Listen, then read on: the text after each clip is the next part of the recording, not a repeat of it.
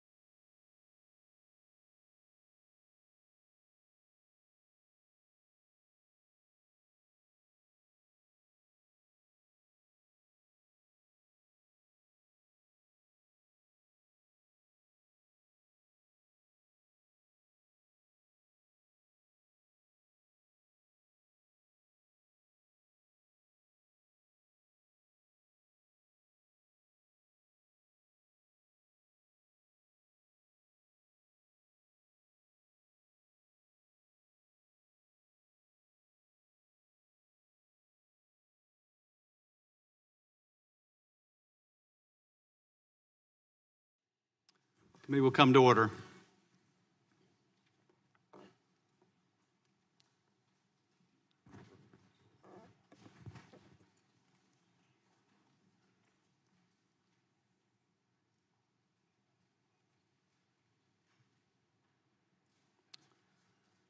At the outset, and on behalf of my colleagues, I want to thank you, Special Counsel Mueller, for a lifetime of service to the country.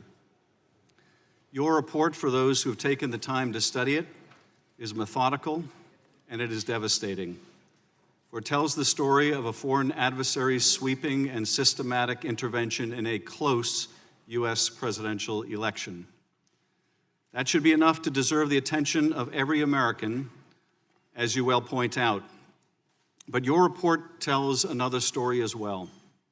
For the story of the 2016 election is also a story about disloyalty to country, about greed, and about lies.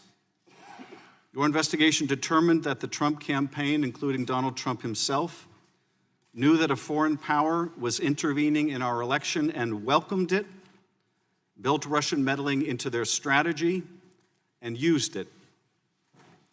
Disloyalty to country. Those are strong words, but how else are we to describe a presidential campaign which did not inform the authorities of a foreign offer of dirt on their opponent, which did not publicly shun it or turn it away, but which instead invited it, encouraged it, and made full use of it? That disloyalty may not have been criminal, constrained by uncooperative witnesses, the destruction of documents, and the use of encrypted communications. Your team was not able to establish each of the elements of the crime of conspiracy beyond a reasonable doubt, so not a provable crime in any event. But I think maybe something worse. A crime is the violation of law written by Congress, but disloyalty to country violates the very oath of citizenship, our devotion to a core principle on which our nation was founded, that we, the people, and not some foreign power that wishes us ill, we decide who governs us. This is also a story about money, about greed and corruption, about the leadership of a campaign willing to compromise the nation's interest, not only to win, but to make money at the same time. About a campaign chairman indebted to pro-Russian interests who tried to use his position to clear his debts and make millions. About a national security advisor using his position to make money from still other foreign interests. And about a candidate trying to make more money than all of them put together through a real estate project that to him was worth a fortune, hundreds of millions of dollars, and the realization of a lifelong ambition, a Trump Tower in the heart of Moscow. A candidate who, in fact, viewed his whole campaign as the greatest infomercial in history. Donald Trump and his senior staff were not alone in their desire to use the election to make money. For Russia, too, there was a powerful financial motive. Putin wanted relief from U.S. economic sanctions imposed in the wake of Russia's invasion of Ukraine and over human rights violations. The secret Trump Tower meeting between the Russians and senior campaign officials was about sanctions. The secret conversations between Flynn and the Russian ambassador were about sanctions. Trump and his team wanted more money for themselves, and the Russians wanted more money for themselves and for their oligarchs. But the story doesn't end here either. For your report also tells a story about lies. Lots of lies. Lies about a gleaming tower in Moscow and lies about talks with the Kremlin. Lies about the firing of FBI Director James Comey and lies about efforts to fire you, Director Mueller, and lies to cover it up. Lies about secret negotiations with the Russians over sanctions and lies about WikiLeaks. Lies about polling data and lies about hush money payments. Lies about meetings in the Seychelles to set up secret back channels and lies about a secret meeting in New York Trump Tower. Lies to the FBI, lies to your staff, and lies to this committee. Lies to obstruct an investigation into the most serious attack on our democracy by a foreign power in our history. That is where your report ends, Director Mueller, with a scheme to cover up, obstruct, and deceive every bit as systematic and pervasive as the Russian disinformation campaign itself, but far more pernicious since this rot came from within. Even now, after 448 pages and 2 volumes, the deception continues. The president and his acolytes say your report found no collusion, though your report explicitly declined to address that question, since collusion can involve both criminal and non-criminal conduct. Your report laid out multiple offers of Russian help to the Trump campaign, the campaign's acceptance of that help, and overt acts in furtherance of Russian help. To most Americans, that is the very definition of collusion, whether it is a crime or not. They say your report found no evidence of obstruction, though you outline numerous actions by the president intended to obstruct the investigation. They say the president has been fully exonerated, though you specifically declare you could not exonerate him. In fact, they say your whole investigation was nothing more than a witch hunt, that the Russians didn't interfere in our election, that it's all a terrible hoax. The real crime, they say, is not that the Russians intervened to help Donald Trump, but that the FBI had the temerity to investigate it when they did. But worst of all, worse than all the lies and the greed, is the disloyalty to country. For that too continues. When asked if the Russians intervene again, will you take their help, Mr. President? Why not? Was the essence of his answer. Everyone does it. No, Mr. President, they don't. Not in the America envisioned by Jefferson, Madison, and Hamilton. Not for those who believe in the idea that Lincoln labored until his dying day to preserve, the idea animating our great national experiment, so unique then, so precious still, that our government is chosen by our people through our franchise and not by some hostile foreign power. This is what is at stake. Our next election and the one after that, for generations to come, our democracy. This is why your work matters, Director Mueller. This is why our investigation matters, to bring these dangers to light. Ranking Member Nunes. Thank you, Mr. Chairman. Welcome, everyone, to the last gasp of the Russia collusion conspiracy theory. As Democrats continue to foist this spectacle on the American people, as well as you, Mr. Mueller, the American people may recall the media first began spreading this conspiracy theory in the spring of 2016, when Fusion GPS, funded by the DNC and the Hillary Clinton campaign, started developing the Steele dossier, a collection of outlandish accusations that Trump and his associates were Russian agents.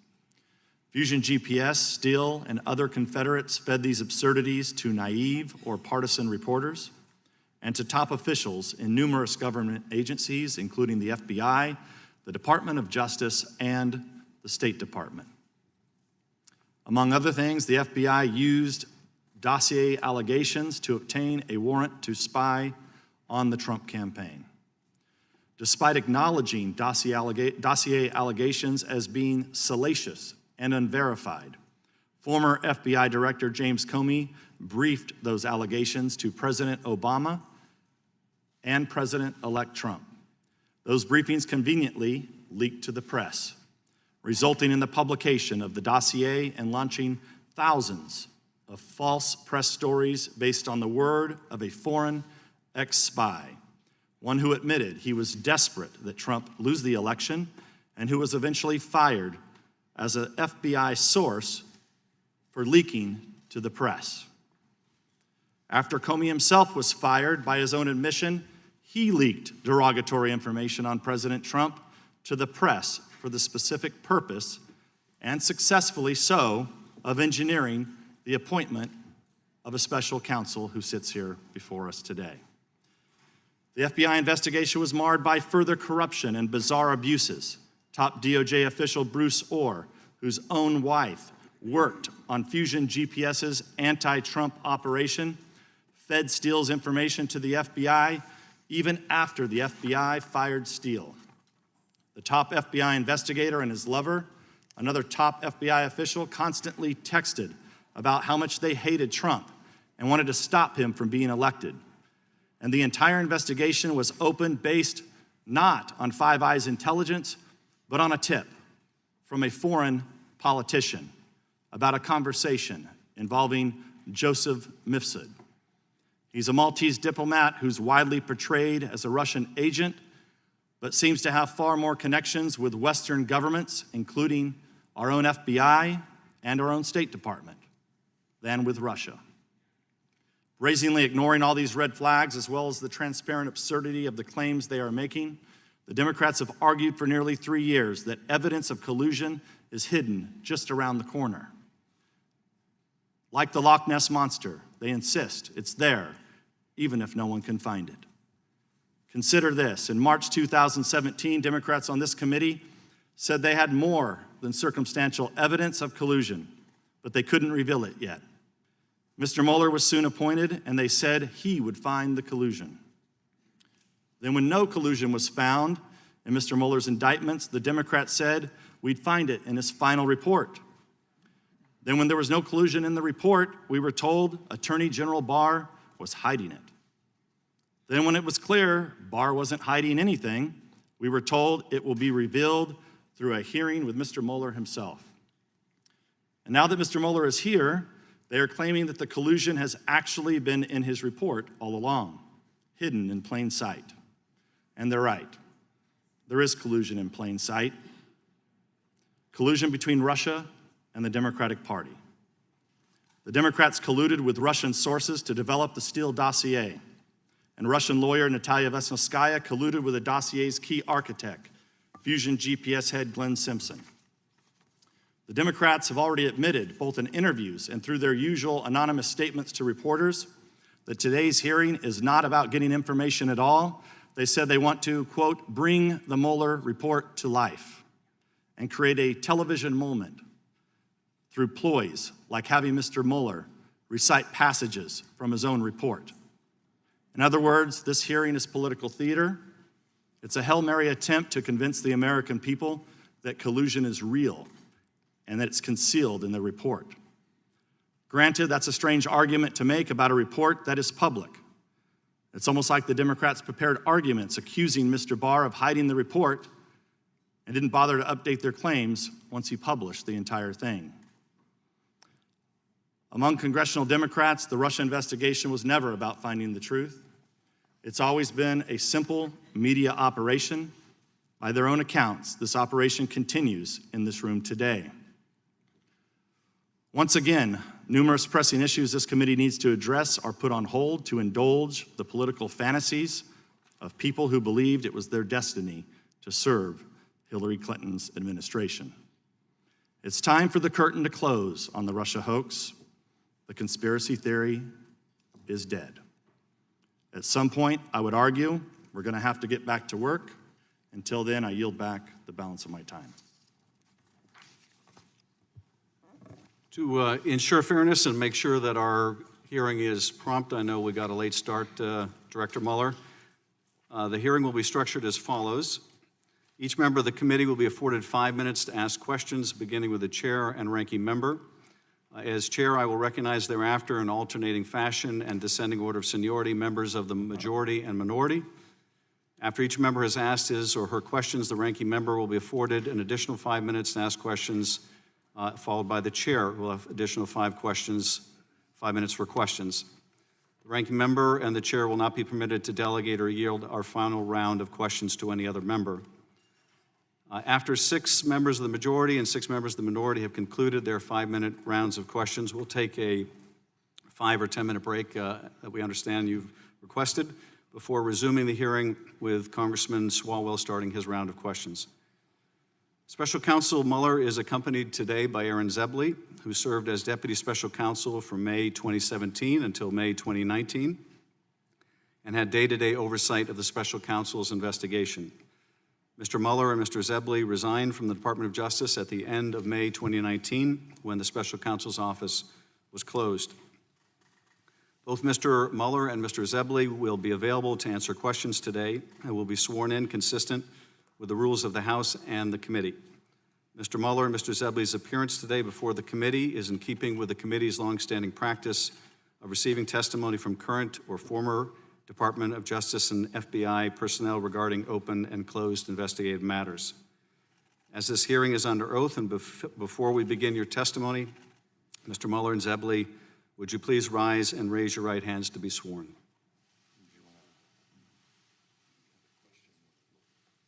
Let me swear them in. Do you swear or affirm that the testimony you are about to give at this hearing is the whole truth and nothing but the truth? Thank you. The record will reflect that the witnesses have been duly sworn. Ranking member. Thank you, Mr. Chair. I just want to clarify that this is highly unusual for Mr. Zebley to be sworn in. We're here to ask Director Mueller questions. He's here as counsel. Our side is not going to be directing any questions to Mr. Zebley, and we have concerns about his prior representation of the Hillary Clinton campaign aide. So I just want to voice that concern that we do have, and we will not be addressing any questions to Mr. Zebley today. I thank the ranking member. I realize, as you probably do, Mr. Zebley, that there is an angry man down the street who's not happy about your being here today, but it is up to this committee and not anyone else who will be allowed to be sworn in and testify, and you are welcome as a private citizen to testify, and members may direct their questions to whoever they choose. With that, Director Mueller, you are recognized for any opening remarks you'd like to make. Good afternoon, Chairman Schiff, Ranking Member Nunes, and members of the committee. I testified this morning before the House Judiciary Committee. I ask that the opening statement I made before that committee be incorporated into the record here. Without objection, Director. I understand that this committee has a unique jurisdiction and that you are interested in further understanding the counterintelligence implications of our investigation. So let me say a word about how we handled the potential impact of our investigation on counterintelligence matters. As we explained in our report, the Special Counsel regulations effectively gave me the role of United States Attorney. As a result, we structured our investigation around evidence for possible use in prosecution of federal crimes. We did not reach what you would call counterintelligence conclusions. We did, however, set up processes in the office to identify and pass counterintelligence information onto the FBI. Members of our office periodically briefed the FBI about counterintelligence information. In addition, there were agents and analysts from the FBI who were not on our team, but whose job it was to identify counterintelligence information in our files and to disseminate that information to the FBI. For these reasons, questions about what the FBI has done with the counterintelligence information obtained from our investigation should be directed to the FBI. I also want to reiterate a few points that I made this morning. I am not making any judgments or offering opinions about the guilt or innocence in any pending case. It is unusual for a prosecutor to testify about a criminal investigation, and given my role as a prosecutor, there are reasons why my testimony will necessarily be limited. First, public testimony could affect several ongoing matters. In some of these matters, court rules or judicial orders limit the disclosure of information to protect the fairness of the proceedings. And consistent with longstanding Justice Department policy, it would be inappropriate for me to comment in any way that could affect an ongoing matter. Second, the Justice Department has asserted privileges concerning investigative information and decisions, ongoing matters within the Justice Department, and deliberations within our office. These are Justice Department privileges that I will respect. The Department has released a letter discussing the restrictions on my testimony. but I therefore will not be able to answer questions about certain areas that I know are of public interest. For example, I am unable to address questions about the opening of the FBI's Russia investigation, which occurred months before my appointment, or matters related to the so-called Steele dossier. These matters are the subject of ongoing review by the department. Any questions on these topics should therefore be directed to the FBI or the Justice Department. Third, as I explained this morning, it is important for me to adhere to what we wrote in our report. The report contains our findings and analysis and the reasons for the decisions we made. We stated the results of our investigation with precision. I do not intend to summarize or describe the results of our work in a different way in the course of my testimony today. And as I stated in May, I also will not comment on the actions of the Attorney General or of Congress.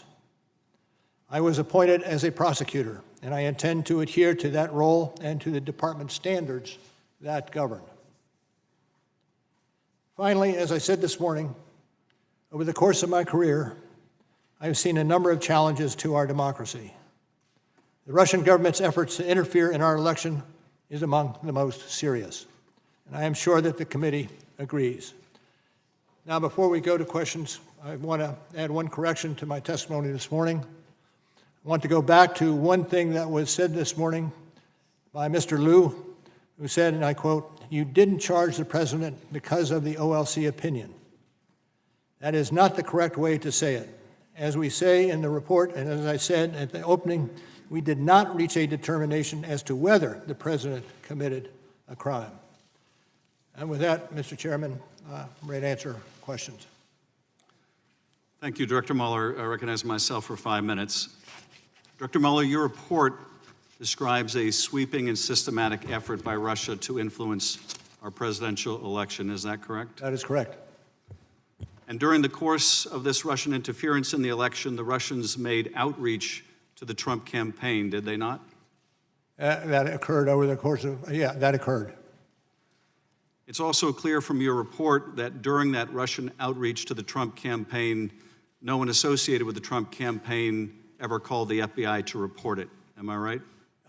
Don't know that for sure. In fact, the campaign welcomed the Russian help, did they not? I think we report in the report indications that occurred, yes. The president's son said when he was approached about dirt on Hillary Clinton that the Trump campaign would love it. That is generally what was said, yes. The president himself called on the Russians to hack Hillary's emails. There was a statement by the president in those general lines. And numerous times during the campaign, the president praised the releases of the Russian-hacked emails through WikiLeaks. That did occur. Your report found that the Trump campaign planned, quote, a press strategy, communications campaign, and messaging, unquote, based on that Russian assistance. I am not familiar with that. That language comes from Volume 1, page 54. Apart from the Russians wanting to help Trump win, several individuals associated with the Trump campaign were also trying to make money during the campaign and transition. Is that correct? That is true. Paul Manafort was trying to make money or achieve debt forgiveness from a Russian oligarch. Generally, that is accurate. Michael Flynn was trying to make money from Turkey. True. Donald Trump was trying to make millions from a real estate deal in Moscow. To the extent you're talking about the hotel in Moscow? Yes. Yes. When your investigation looked into these matters, numerous Trump associates lied to your team, the grand jury, and to Congress? A number of persons that we interviewed in our investigation, it turns out, did lie. Mike Flynn lied? He was convicted of lying, yes. George Papadopoulos was convicted of lying? True. Paul Manafort was convicted of lying? True. Paul Manafort in fact, went so far as to encourage other people to lie? That is accurate. Manafort's deputy, Rick Gates, lied? That is accurate. Michael Cohen, the president's lawyer, was indicted for lying? True. He lied to stay on message with the president? Allegedly by him. And when Donald Trump called your investigation a witch hunt, that was also false, was it not? I'd like to think so, yes. Well, your investigation is not a witch hunt, is it? It is Director not a Mueller? witch hunt. When the president said the Russian interference was a hoax, that was false, wasn't it? True? When he said it publicly, it was false? He did say publicly that it was false, yes. And when he told it to Putin, that was false too, wasn't it? That I'm not familiar with. When the president said he had no business dealings with Russia, that was false, wasn't it? I'm not going to go into the details of the report that along those lines. But when the president said he had no business dealings with Russia, in fact, he was seeking to build a Trump Tower in Moscow, was he not? I think there is some question about when this was accomplished. Well, you would consider a billion-dollar deal to build a tower in Moscow to be business dealings, wouldn't you, Director Mueller? Absolutely. In short, your investigation found evidence that Russia wanted to help Trump win the election, right? I think generally that would be accurate. Russia informed campaign officials of that? I'm not certain to what conversations you're referring to. Well, through an intermediary, they informed Papadopoulos that they could help with the anonymous release of stolen emails? Accurate. Russia committed federal crimes in order to help Donald Trump? When you're talking about the computer crimes charged in our case, absolutely. The Trump campaign officials built their strategy, their messaging strategy around those stolen documents? Generally, that's true. And then they lied to cover it up? Generally, that's true. Thank you, Mr. Nunes. Thank you. Welcome, Director. As a former FBI director, you'd agree that the FBI is the world's most capable law enforcement agency. I would say yes. The FBI claims the counterintelligence investigation of the Trump campaign began on July 31st, 2016. But in fact, it began before that. In June 2016, before the investigation officially opened, Trump campaign associates Carter Page and Stephen Mueller, a current Trump advisor, were invited to attend a symposium at Cambridge University in July 2016. Your office, however, did not investigate who was responsible for inviting these Trump associates to this symposium. Your investigators also failed to interview Stephen Schrage, an American citizen who helped organize the event and invited Carter Page to it. Is that correct? Can you repeat the question? Whether or not you interviewed Stephen Schrage, who organized the Cambridge. In those areas, I am going to stay away from. Okay. The first Trump associate to be investigated was General Flynn. Many of the allegations against him stem from false media reports that he had an affair with a Cambridge academic, Svetlana Lokova, and that Lokova was a Russian spy. Some of these allegations were made public in a 2017 article written by British intelligence historian Christopher Andrew. Your report fails to reveal how or why Andrew and his collaborator, Richard Dearlove, former head of Britain's MI6, spread these allegations. And you failed to interview Svetlana Lokova about these matters. Is that correct? I'm not going to get into those matters to which you refer. You had a team of 19 lawyers, 40 agents, and an unlimited budget, correct, Mr. Mueller? I would not say we had an unlimited budget. Let's continue with the opening of the investigation, supposedly on July 31st, 2016. The investigation was not opened based on an official product from Five Eyes Intelligence, but based on a rumor conveyed by Alexander Downer. On volume 1, page 89, your report describes him blandly as a representative of a foreign government. But he was actually a long-time Australian politician, not a military or intelligence official, who had previously arranged a $25 million donation to the Clinton Foundation and has previous ties to Dearlove. So Downer conveys a rumor he supposedly heard about a conversation between Papadopoulos and Joseph Mifsud. James Comey has publicly called Mifsud a Russian agent, yet your report does not refer to Mifsud as a Russian agent. Mifsud has extensive contacts with Western governments and the FBI. For example, there is a recent photo of him standing next to Boris Johnson, the new Prime Minister of Great Britain. What we're trying to figure out here, Mr. Mueller, is if our NATO allies or Boris Johnson have been compromised. So we're trying to figure out, Comey says Mifsud is a Russian agent, you do not. So do you stand by what's in the report? I'd stand by that which is in the report and not so necessarily with that which is not in the report. I want to return to Mr. Downer. He denies that Papadopoulos mentioned anything to him about Hillary Clinton's emails. And in fact, Mifsud denies mentioning to them that to Papadopoulos. He denies that Papadopoulos mentioned anything to him about Hillary Clinton's emails. And in fact, Mifsud denies mentioning them to Papadopoulos in the first place. So how does the FBI know to continually ask Papadopoulos about Clinton's emails for the rest of 2016? Even more strangely, your sentencing memo on Papadopoulos blames him for hindering the FBI's ability to potentially detain or arrest Mifsud. But the truth is, Mifsud waltzed in and out of the United States in December 2016. The US media could find him, the Italian press found him, and he's a supposed Russian agent at the epicenter of the purported collusion conspiracy. He's the guy who knows about Hillary Clinton's emails and that the Russians have them. But the FBI failed to question him for a half a year after officially opening the investigation. And then according to Volume 1, page 193 of your report, once Mifsud finally was questioned, he made false statements to the FBI. But you declined to charge him. Is that correct? You did not indict Mr. Mifsud? I'm not going to speak to the series of happenings as you articulated them.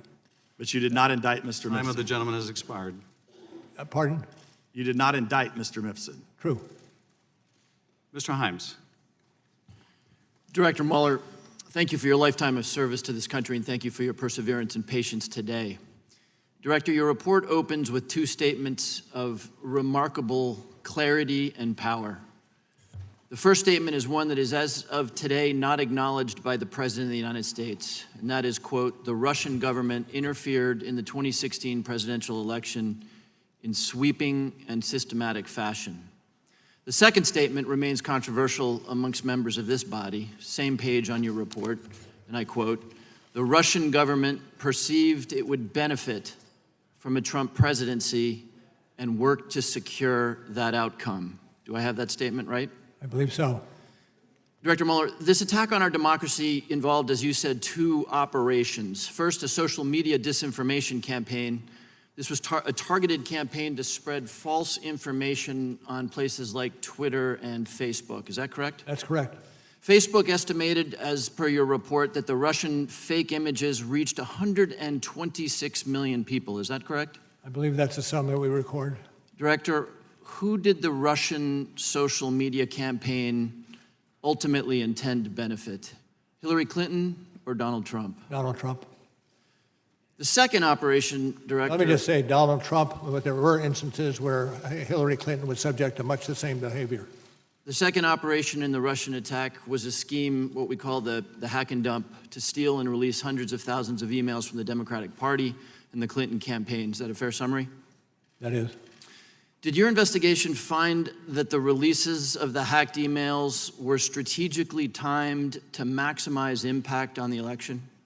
I'd have to refer you to our report on that question. Page 36, I quote, the release of the documents was designed and timed to interfere with the 2016 U.S. presidential election. Mr. Mueller, which presidential candidate was Russia's hacking and dumping operation designed to benefit, Hillary Clinton or Donald Trump? Mr. Trump. Mr. Mueller, is it possible that this sweeping and systematic effort by Russia actually had an effect on the outcome of the presidential election? Those issues are being or have been investigated by other entities.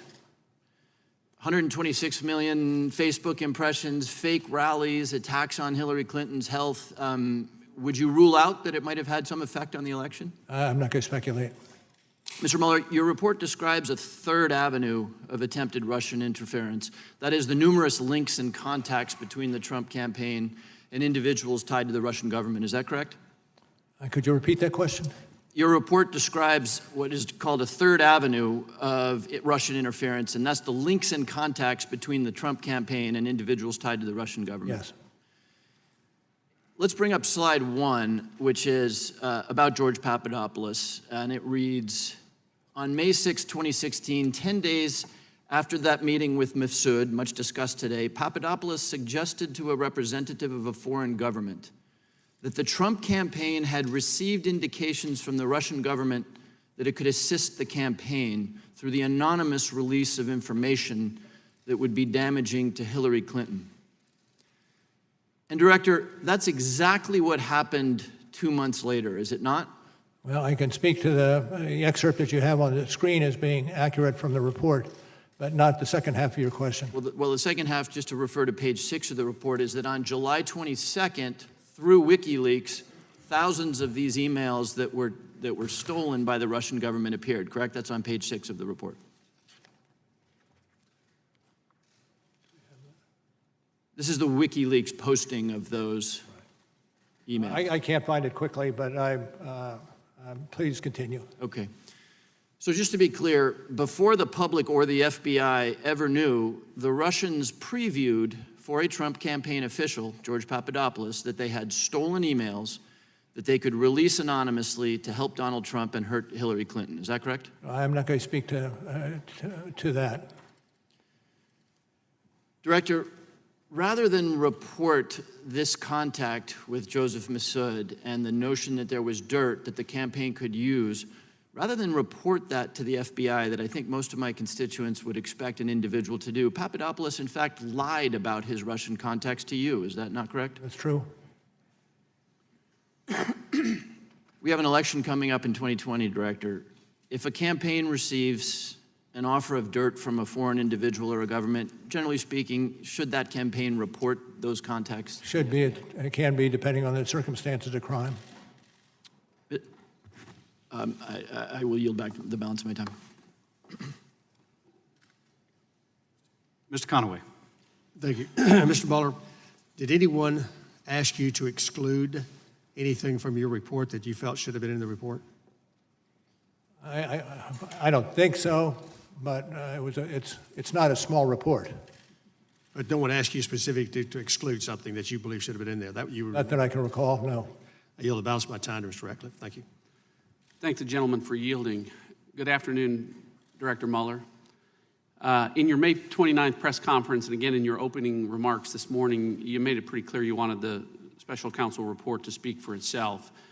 You said at your press conference that that was the office's final position, and we will not comment on any other conclusions or hypotheticals about the president. Now, you spent the last few hours of your life from Democrats trying to get you to answer all kinds of hypotheticals about the president, and I expect that it may continue for the next few hours of your life. I think you've stayed pretty much true to what your intent and desire was, but I guess regardless of that, the special counsel's office is closed and it has no continuing jurisdiction or authority. So what would be your authority or jurisdiction for adding new conclusions or determinations to the special counsel's written report? As to the latter, I don't know or expect changes in conclusions that we included in our report. So to that point, you addressed one of the issues that I needed to, which was from your testimony this morning, which some construed as a change to the written report.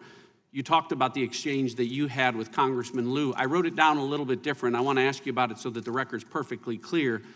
I recorded that he asked you, quote, the reason you did not indict Donald Trump is because of the OLC opinion stating you cannot indict a sitting president, to which you responded, that is correct. That response is inconsistent. I think you'll agree with your written report. I want to be clear that it is not your intent to change your written report. It is your intent to clarify the record to that effect. As I started today, this afternoon, and added either a footnote or an endnote, what I wanted to clarify is the fact that we did not make any determination with regard to culpability in any way. We did not start that process down the road. Terrific. Thank you for clarifying the record.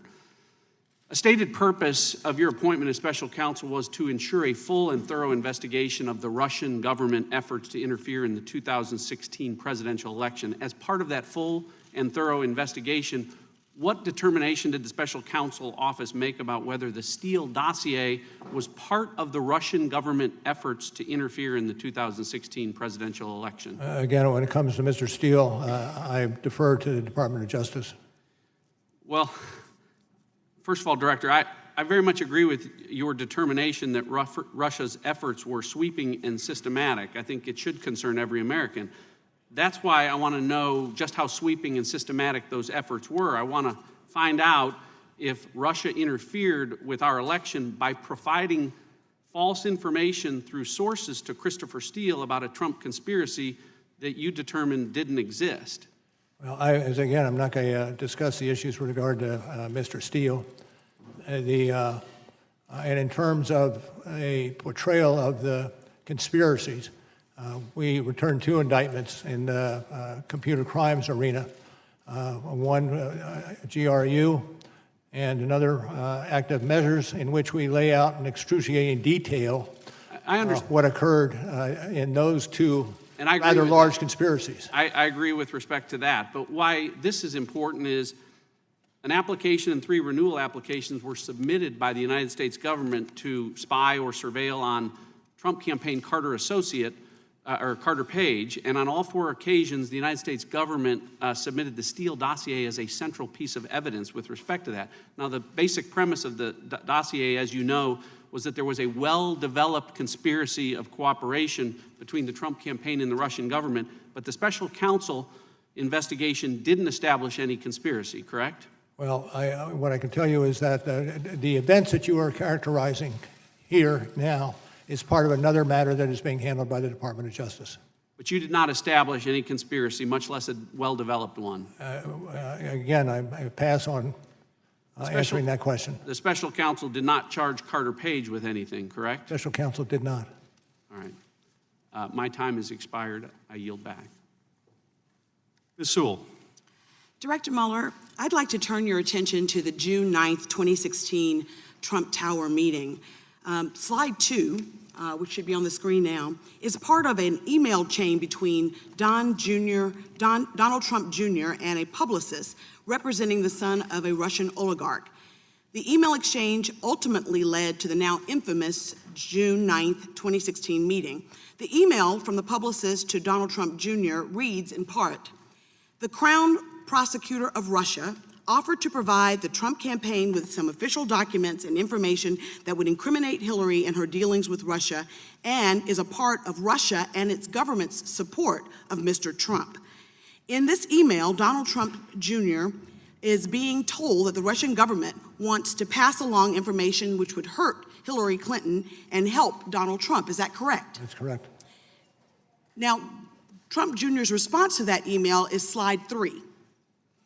He said, and I quote, "If it is what you say, I love it, especially later in the summer." Then Donald Jr. Invited senior campaign officials, Paul Manafort and Jared Kushner, to the meeting, did he not? He did. This email exchange is evidence of an offer of illegal assistance, is it not? I cannot adopt that characterization. But isn't it against the law for a presidential campaign to accept anything of value from a foreign government? Generally speaking, yes, but generally the cases are unique. Well, you say in page 184 in volume 1 that the federal campaign finance law broadly prohibits foreign nationals from making contributions, et cetera. And then you say that foreign nationals may not make a contribution or donation of money or anything of value. It says clearly in the report itself. Yeah, thank you. Now, let's turn to what actually happened at the meeting. When Donald Trump Jr. and the others got to the June 9th meeting, they realized that the Russian delegation didn't have the promised quote-unquote dirt. In fact, they got upset about that, did they not? Generally, yes. You say in volume 1, page 118, that Trump Jr. asked, what are we doing here? What do they have on Clinton? And during the meeting, Kushner actually texted Manafort saying it was, quote, a waste of time, end quote. Is that correct? I believe it's in the report along the lines you specify. So to be clear, top Trump campaign officials learned that Russia wanted to help Donald Trump's campaign by giving him dirt on his opponent. Trump Jr. said, loved it. Then he and senior officials held a meeting with the Russians to try to get that Russian help, but they were disappointed because the dirt wasn't as good as they had hoped. So to the next step, did anyone, to your knowledge, in the Trump campaign ever tell the FBI of this offer? I don't believe so. Did Donald Trump Jr. tell the FBI that they received an offer of help from the Russians? I'm going to, that's about all I'll say on this aspect of it. Wouldn't it be true, sir, that if they had reported it to the FBI or anyone in that campaign during the course of your 2-year investigation, you would have uncovered such a... I would hope, yes. Yes. Sir, is it not the responsibility of political campaigns to inform the FBI if they receive information from a foreign government? I would think that that's something they would and should do. Well, not only did the campaign not tell the FBI, they sought to hide the existence of the June 9th meeting for over a year. Is that not correct? On the general characterization, I would question it. If you're referring to later initiative that flowed from the media, then... No, what I'm suggesting is that you've said in Volume 2, page 5, on several occasions the president directed aides not to publicly disclose the email setting up the June 9th meeting. Yes, that's accurate. Thanks.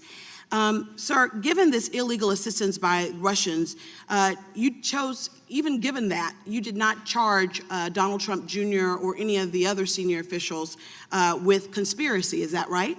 Correct. And while it when may you're not... talking about, if you're talking about other individuals, you're talking about the attendees. Yes, that's on right. June 9, and that's right. accurate. So, Mr. Mueller, even though you didn't charge them with conspiracy, don't you think that the American people would be concerned that these 3 senior campaign officials eagerly sought a foreign adversary's help to win elections? And don't you think that reporting that is important, that we don't set a precedent for future elections? I can't accept that characterization. Well, listen, I think that it seems like a betrayal of American values to me, sir, that someone with, if not being criminal, is definitely unethical and wrong. And I would think that we would not want to set a precedent that political campaigns should not divulge of information if it's foreign government assistance. Thank you, sir. Mr. Turner. Mr. Mueller, I have your opening statement, and in the beginning of your opening statement, you indicate that pursuant to Justice Department regulations, that you submitted a confidential report to the Attorney General at the conclusion of the investigation. What I'd like you to confirm is the report that you did, that is the subject matter of this hearing, was to the Attorney General. Yes. Now, you also state in this opening statement that you threw overboard the word collusion because it's not a legal term. You would not conclude because collusion was not a legal term. Well, it depends on how you want to use the word. In the general parlance, people can think of it that way, but if you're talking about in the criminal statute arena, you can't, because it really it's much more aptly and accurately described as conspiracy. Right, so your words are it's not a legal term, so you didn't put it in your conclusion, correct? That's what your opening statement says. Mr. Mueller, I want to talk about your powers and authorities. Now, the Attorney General in the appointment order gave you powers and authorities that reside in the Attorney General. Now, the Attorney General has no ability to give you powers and authority greater than the powers and authority of the Attorney General, correct? No, I don't believe, I think that is correct. Mr. Mueller, I want to focus on one word in your report. It's the second to the last word in the report. It's exonerate. The report states, accordingly, while this report does not conclude that the president committed a crime, it does not exonerate him. Now, in the judiciary hearing, in your prior testimony, you've already agreed with Mr. Radcliffe that exonerate is not a legal term, that there is not a legal test for this. So I have a question for you, Mr. Mueller. Mr. Mueller, does the Attorney General have the power or authority to exonerate? Now, what I'm putting up here is the United States Code. This is where the Attorney General gets his power, and the Constitution, and the annotated cases of these, which we've searched. We even went to your law school, because I went to Case Western, but I thought maybe your law school teaches it differently, and we got the criminal law textbook from your law school. Mr. Mueller, nowhere in these, because we had them scanned, is there a process or description on exonerate. There's no office of exoneration at the Attorney General's office. There's no certificate at the bottom of his desk. Mr. Mueller, would you agree with me that the Attorney General does not have the power to exonerate? I'm going to pass on that. Why? because it embroils us in a legal discussion, and I'm not prepared to do a legal discussion in that arena. Well, Mr. Mueller, you would not disagree with me when I say that there is no place that the Attorney General has the power to exonerate, and he's not been given that authority. You would not Again, disagree. I'm not going to, I take your question. Great. Well, the one thing that I guess is that the Attorney General probably knows that he can't exonerate either. And that's the part that kind of confuses me. Because if the Attorney General doesn't have the power to exonerate, then you don't have the power to exonerate, and I believe he knows he doesn't have the power to exonerate. And so this is the part that I don't understand. If your report is to the Attorney General, and the Attorney General doesn't have the power to exonerate, and he knows that you do not have that power, you don't have to tell him that you're not exonerating the president. He knows this already. So then that kind of changed the context for the report. No, we included in the report for exactly that reason. He may not know it, and he should know it. So you believe that the attorney, Bill Barr, believes that somewhere in the hallways of the Department of Justice there's an office of exoneration? No, that's not what I said. Well, I believe he knows, and I don't believe you put that in there for Mr. Barr. I think you put that in there for exactly what I'm going to discuss next, and that is, so the Washington Post yesterday, when speaking of your report, the article said Trump could not be exonerated of trying to obstruct the investigation itself. Trump could not be exonerated. Now, that statement is correct, Mr. Mueller, isn't it, in that no one can be exonerated? The reporter wrote this. This reporter can't be exonerated. Mr. Mueller, you can't be exonerated. In fact, in our criminal justice system, there is no power or authority to exonerate. Now, this is my concern, Mr. Mueller. This is the headline on all of the news channels while you were testifying today. Mueller, Trump was not exonerated. Now, Mr. Mueller, what you know is that this can't say Mueller exonerated Trump, because you don't have the power or authority to exonerate Trump. You have no more power to declare him exonerated than you have the power to declare him Anderson Cooper. So the problem that I have here is that since there's no one in the criminal justice system that has that power, the president pardons, he doesn't exonerate. Courts and juries don't declare innocent, they declare not guilty. They don't even declare exoneration. The statement about exoneration is misleading, and it's meaningless, and it colors this investigation one word out of the entire portion of your report, and it's a meaningless word that has no legal meaning, and it has colored your entire report. Time of the gentleman has I yield expired. back. Mr. Carson. Thank you, Chairman. Thank you, Director Mueller, for your years of service to our country. I want to look more closely, sir, at the Trump campaign chairman, Paul Manafort, an individual who I believe betrayed our country, who lied to a grand jury, who tampered with witnesses, and who repeatedly tried to use his position with the Trump campaign to make more money. Let's focus on the betrayal and greed. Your investigation, sir, found a number of troubling contacts between Mr. Manafort and Russian individuals during and after the campaign. Is that right, sir? Correct. Correct. In addition to the June 9th meeting just discussed, Manafort also met several times with a man named Konstantin Kilimnik, who the FBI assessed to have ties with Russian intel agencies. Is that right, sir? Correct. In fact, Mr. Manafort didn't just meet with him, he shared private Trump campaign polling information with this man linked to Russian intelligence. Is that right, sir? That is correct. And in turn, the information was shared with a Russian oligarch tied to Vladimir Putin. Is that right, sir? Allegedly. Director Mueller, meeting with him wasn't enough. Sharing internal polling information wasn't enough. Mr. Manafort went so far as to offer this Russian oligarch tied to Putin a private briefing on the campaign. Is that right, sir? Yes, sir. And finally, Mr. Manafort also discussed internal campaign strategy on 4 battleground states, Michigan, Wisconsin, Pennsylvania, and Minnesota, with the Russian intelligence-linked individual. Did he not, sir? And that's reflected in the report, as were the items you listed previously. Director Mueller, based on your decades of years of experience at the FBI, would you agree, sir, that it creates a national security risk when a presidential campaign chairman shares private polling information on the American people, private political strategy related to winning the votes of the American people, and private information about American battleground states with a foreign adversary? Is that the question, sir? Yes, sir. I'm not going to speculate along those lines. To the extent that it's within the lines of the report, then I support it. Anything beyond that is not part of that which I would support. Well, I think it does, sir. I think it shows an infuriating lack of patriotism from the very people seeking the highest office in the land. Director Mueller, Manafort didn't share this information in exchange for nothing, did he, sir?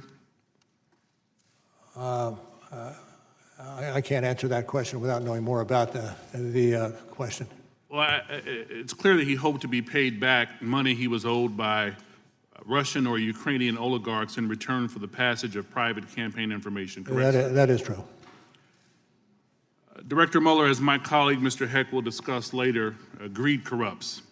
Would you agree, sir, that the sharing of private campaign information in exchange for money represents a particular kind of corruption, one that presents a national security risk to our country, sir? I'm not going to opine on that. I don't have the expertise in that arena to really opine. Would you agree, sir, that Manafort's contacts with Russians close to Vladimir Putin and his efforts to exchange private information on Americans for money left him vulnerable to blackmail by the Russians? I think generally so, that would be the case. Would you agree, sir, that these acts demonstrated a betrayal of the democratic values of our country rests on? I can't agree with that.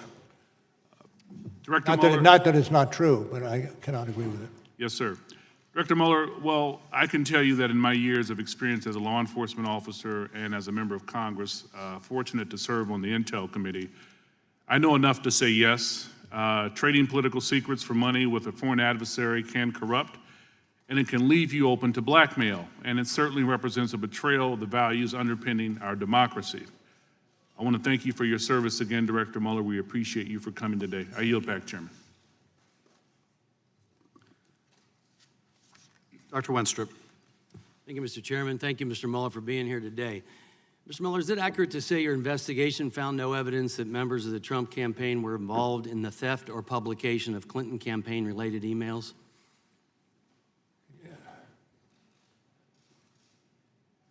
Can you read, or can you repeat the question? Is it accurate to say your investigation found no evidence that members of the Trump campaign were involved in the theft or publication of the Clinton campaign-related emails? I don't know.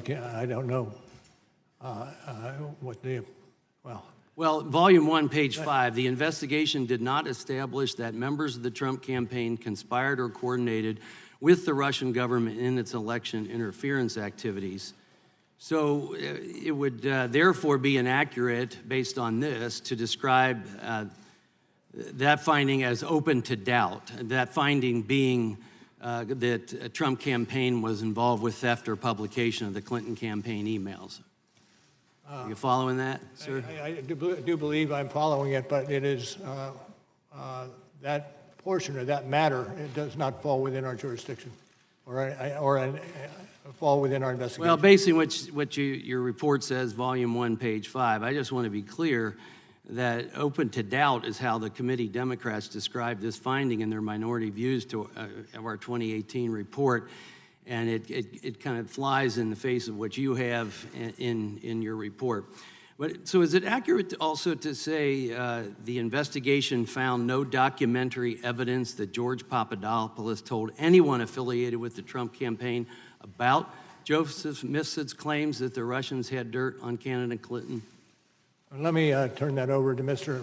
Zebley, if I can. I'd like to ask you, sir, this is your report, and that's what I'm basing this on. And then could you repeat the question for me again? Yeah, is it accurate to say the investigation found no documentary evidence that George Papadopoulos told anyone affiliated with the Trump campaign about Joseph Mifsid's claims that the Russians had dirt on candidate Clinton? I believe it appearing in the report that it's accurate.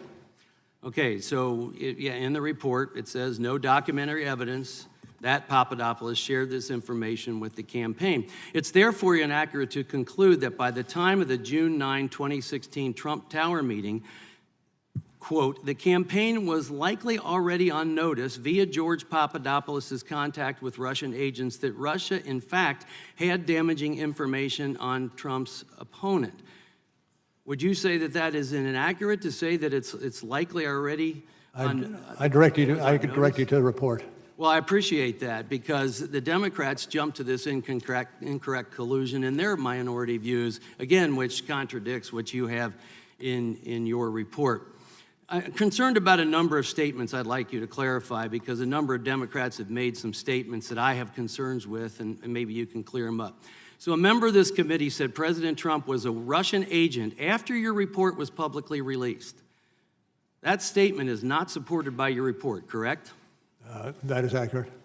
It's not supported. Multiple Democrat members have asserted that Paul Manafort met with Julian Assange in 2016 before WikiLeaks released DNC emails implying Manafort colluded with Assange. Because your report does not mention finding evidence that Manafort met with Assange, I would assume that means you found no evidence of this meeting. Is that assumption correct? I'm not certain I agree with that assumption. But you make no mention of it in your report. Would you agree with that? Yes, I would agree with that. Okay, Mr. Mueller, does your report contain any evidence that President Trump was enrolled in the Russian system of compromat as a member of this committee once claimed? Well, what I can speak to is information, evidence that we picked up as the special counsel, and I think that's accurate as far as it goes. Thank you. I appreciate that. So let's go for a second to scope. Did you ask the Department of Justice to expand the scope of the special counsel's mandate related to August 2nd, 2017 or August 20th, 2017 scoping memoranda? Well, without looking at the memoranda, I could not answer that Well, question. let me ask you, did you ever make a request to expand your office's mandate at all? Generally, yes. And was that ever denied? I'm not going to speak to that. You're not going It to goes speak to to that? internal deliberations. Well, I'm just trying to understand process. Does expanding the scope come from the acting attorney general or I'm not- Rosenstein, or does it come from you, or can it come from either? I'm not going to discuss any other alternatives. Thank you, Mr. Mueller. Ms. Spear. Thank you, Mr. Chairman. Mr. Mueller, I think I can say without fear of contradiction that you're the greatest patriot in this room today, and I want to thank you for being here. Thank you. You said in your report, and I'm going to quibble with your words, that the Russian intervention was sweeping and systematic. I would quibble with that because I don't think it was just an intervention. I think it was an invasion. And I don't think it was just sweeping and systematic. I think it was sinister and scheming. But having said that, one of my colleagues earlier here referred to this Russian intervention as a hoax. And I'd like to get your comment on that. On page 26 of your report, you talk about the Internet Research Agency and how tens of millions of U.S. persons became engaged with the posts that they made, that there were some 80,000 posts on Facebook, that Facebook itself admitted that 126 million people had probably seen the posts that were put up by the Internet Research Agency, that they had 3,800 Twitter accounts and had designed more than 175,000 tweets that probably reached 1.4 million people. The Internet Research Agency was spending about $1.25 million a month on all of this social media in the United States in what I would call an invasion in our country. Would you agree that it was not a hoax, that the Russians were engaged in trying to impact our election? Absolutely. That was not a hoax. The indictments we returned against the Russians, 2 different ones, were substantial in their scope, using that scope word again. And I think we have underplayed to a certain extent that aspect of our investigation that has and would have long-term damage to the United States that we need to move quickly to address. Thank you for that. I'd like to drill down on that a little bit more. The Internet Research Agency actually started in 2014 by sending over staff as tourists, I guess, to start looking at where they wanted to engage. And there are many that suggest, and I'm interested in your opinion, as to whether or not Russia is presently in the United States looking for ways to impact the 2020 election. I can't speak to that. That would be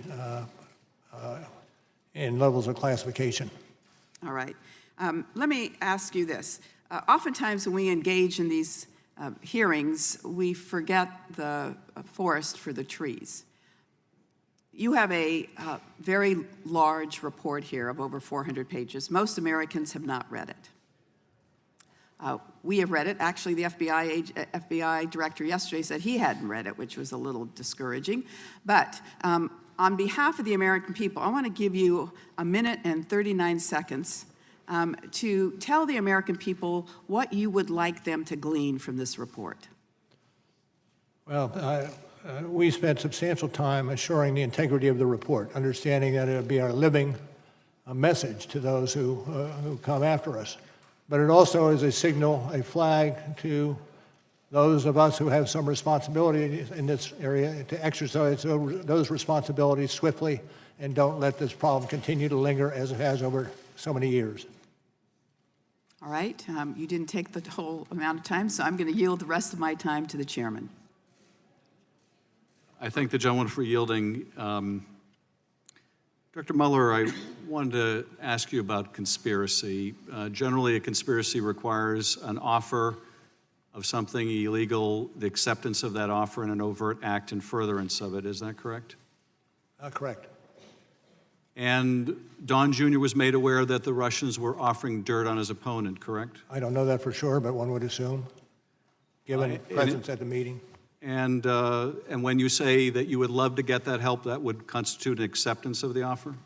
It's a wide open request. And it would certainly be evidence of an acceptance if you say, when somebody offers you something illegal and you say, I would love it, that would be considered evidence of an acceptance. I'm going to stay away from any addressing one particular or two particular situations. Well, this particular situation, well, I'll have to continue in a bit. Now yield to Mr. Stewart. Mr. Mueller, it's been a long day. Thank you for being here. I do have a series of important questions for you, but before I do that, I want to take a moment to reemphasize something that my friend Mr. Turner has said. I've heard many people state no person is above the law. And many times recently they add not even the president, which I think is blazingly obvious to most of us. I'm having a little problem hearing you, sir. Is this better? That is better, thank you. I want you to know I agree with this statement that no person is above the law. But there's another principle that we also have to defend, and that is the presumption of innocence. And I'm sure you agree with this principle, though I think the way that your office phrased some parts of your report, it does make me wonder. I have to be honest with you. For going on 3 years, innocent people have been accused of very serious crimes, including treason. Accusations made even here today. They have had their lives disrupted and in some cases destroyed by false accusations for which there is absolutely no basis other than some people desperately wish that it was so. But your report is very clear. No evidence of conspiracy, no evidence of coordination. And I believe we owe it to these people who have been falsely accused, including the president and his family, to make that very clear. Mr. Mueller, the credibility of your report is based on the integrity of how it is handled. And there's something that I think bothers me and other Americans. I'm holding here in my hand a binder of 25 examples of leaks that occurred from the Special Counsel's office from those who associated with your work, dating back to as early as a few weeks after your inception and the beginning of your work, and continuing up to just a few months ago. All of them have one thing in common. They were designed to weaken or to embarrass the president, every single one. Never was it leaked that you'd found no evidence of collusion. Never was it leaked that the Steele dossier was a complete fantasy, nor that it was funded by the Hillary Clinton campaign. I could go on and on. Mr. Mueller, are you aware of anyone from your team having given advance knowledge of the raid on Roger Stone's home to any person or the press, including CNN? Well, I'm not going to talk about specifics. I will mention, but talk for a moment about persons who become involved in an investigation. And the understanding that in a lengthy, thorough investigation, some persons will be under a cloud that should not be under a cloud.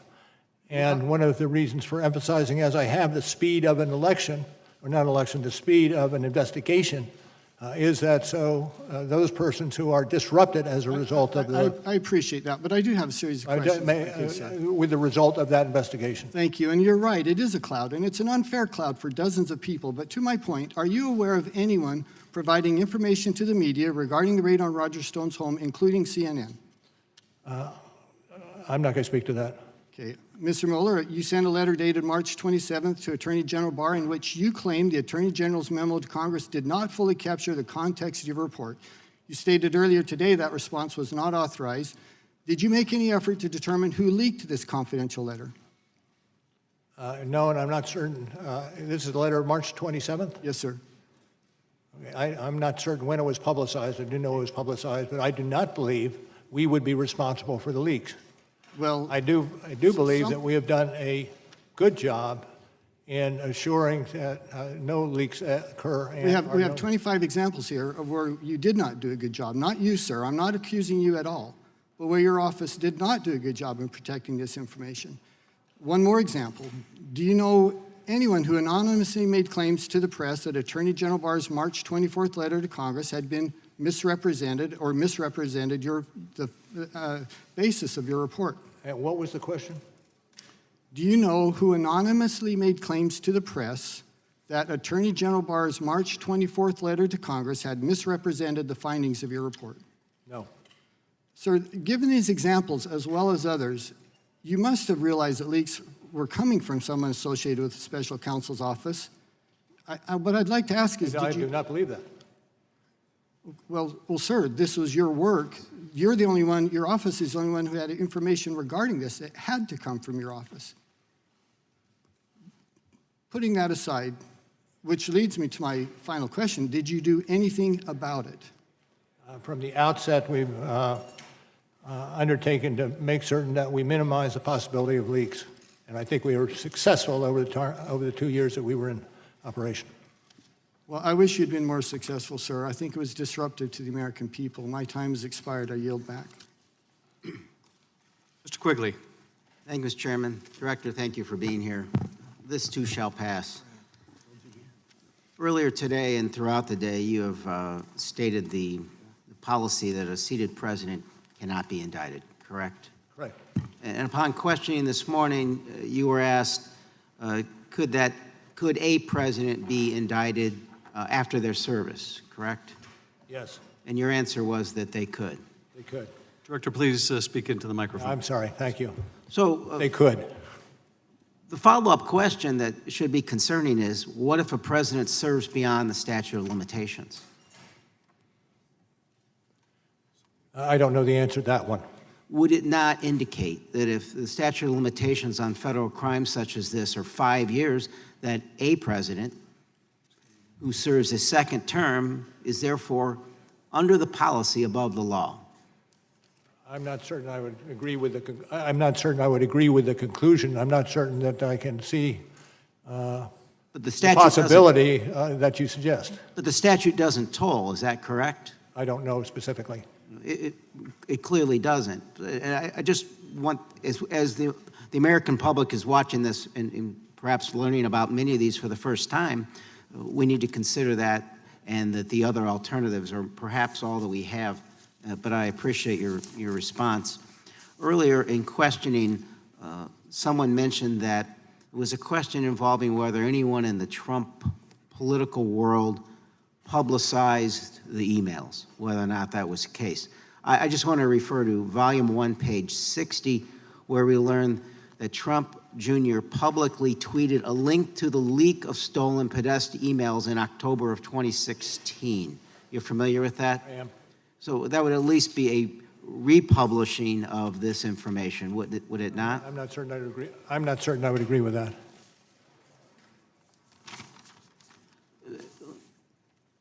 Director Pompeo assessed WikiLeaks in one point as a hostile intelligence service. Given your law enforcement experience and your knowledge of what WikiLeaks did here and what they do generally, would you assess that to be accurate or something similar? How would you assess what WikiLeaks does? Absolutely. And they are currently under indictment. It's Julian Assange. Would it be fair to describe them as, you would agree with Mr. Director Pompeo, that's what he was when he made that remark, that it's a hostile intelligence service, correct? Yes. If we could put up slide 6. This just came out, WikiLeaks. I love WikiLeaks. Donald Trump, October 10th, 2016. This WikiLeaks stuff is unbelievable. It tells you the inner heart. You got to read it. Donald Trump, October 12th, 2016. This WikiLeaks is like a treasure trove. Donald Trump, October 31st, 2016. Boy, I love reading those WikiLeaks. Donald Trump, November 4th, 2016. Do any of those quotes disturb you, Mr. Director? I'm not certain I would say. How do you react to them? It's probably problematic is an understatement in terms of what it displays, in terms of giving some, I don't know, hope or some boost to what is and should be illegal activity. Volume 1, page 59. Donald Trump Jr. had direct electronic communications with WikiLeaks during the campaign period. On October 3rd, 2016, WikiLeaks sent another direct message to Trump Jr. asking you guys to help disseminate a link alleging candidate Clinton had advocated a drone to attack Julian Assange. Trump Jr. responded that, quote, he had already done so. Same question. This behavior, at the very least, disturbing, your reaction? Disturbing and also subject to investigation. Could it be described as aid and comfort to a hostile intelligence service, sir? I wouldn't categorize it with any specificity. I yield the balance to the chairman, please. Not sure I can make good use of 27 seconds, but Director, I think you made it clear that you think it unethical, to put it politely, to tout a foreign service like WikiLeaks publishing stolen political documents in a presidential campaign? Certainly calls for investigation. Thank you, Director. We're going to go now to Mr. Crawford, and then after Mr. Crawford's 5 minutes, we'll take a 5 or 10 minute break. Thank you, Mr. Chairman. Thank you, Mr. Mueller, for being here. Days after your appointment, Peter Strzok texted about his concern that there's, quote, no big there in the Trump campaign investigation. Did Strzok or anyone else who worked on the FBI's investigation tell you that around 10 months into the investigation, the FBI still had no case for collusion? Who? Can you repeat that? Peter Strzok. Could you, I'm sorry, can you move the microphone up a little closer? Sure. There's Thank you. A quote attributed to Peter Strzok. He texted about his concern that there is, quote, no big there in the Trump campaign investigation. Did he or anyone else who worked on the FBI's investigation tell you that around 10 months into the investigation, the FBI still had no case for collusion? No. Is the Inspector General report correct that the text messages from Peter Strzok and Lisa Page's phones from your office were not retained after they left the special counsel's office? Well, I don't, it depends on what you're talking about. The investigation into those Peter Strzok went on for a period of time, and I'm not certain what it encompasses. It may well have encompassed what you're adverting to. Okay, let me move on just real quickly. Did you ask the department to authorize your office to investigate the origin of the Trump-Russia investigation? I'm not going to get into that. It goes to internal deliberations. So the circumstances surrounding the origin of the investigation have yet to be fully vetted then. I'm certainly glad that Attorney General Barr and U.S. Attorney Durham are looking into this matter. With that, I'd like to yield the balance of my time to the ranking member, Nunes. Thank the gentleman for yielding. Mr. Mueller, I want to make sure you're aware of who Fusion GPS is. Fusion GPS is a political operations firm that was working directly for the Hillary Clinton campaign and the Democrat National Committee. They produced the dossier, so they paid Steele, who then went out and got the dossier. And I know you don't want to answer any dossier questions, so I'm not going there, but your report mentions Natalia Vesnitskaya 65 times. She meets in the Trump Tower. It's this infamous Trump Tower meeting. It's in your report. You've heard many of the Democrats refer to it today. The meeting was shorter than 20 minutes, I believe. Is that correct? I think what we have in our report reflects it was about that length. So do you know, so Fusion GPS, the main actor at Fusion GPS, the president of the company, or the owner of the company, is a guy named Glenn Simpson who's working for Hillary Clinton. Glenn Simpson, do you know how many times Glenn Simpson met with Natalia Vlesnskaya? Myself? No. Would it surprise you that the Clinton campaign dirty ops arm met with Natalia Vlesnskaya more times than the Trump campaign did? Well, this is an area that I'm not going to get into, as I indicated at the outset. Did you ever interview Glenn Simpson? I'm going to pass on that. According to, I'm going to change topics here.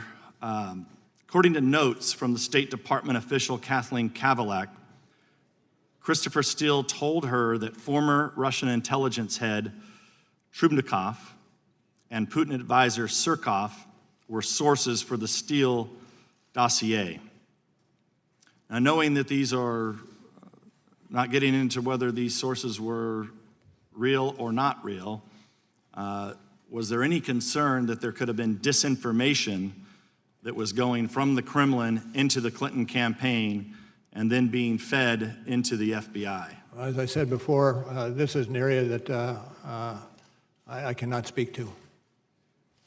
Is that because it's not in the report, or or because of an ongoing Internal investigation? deliberations, other proceedings, and the like. Okay.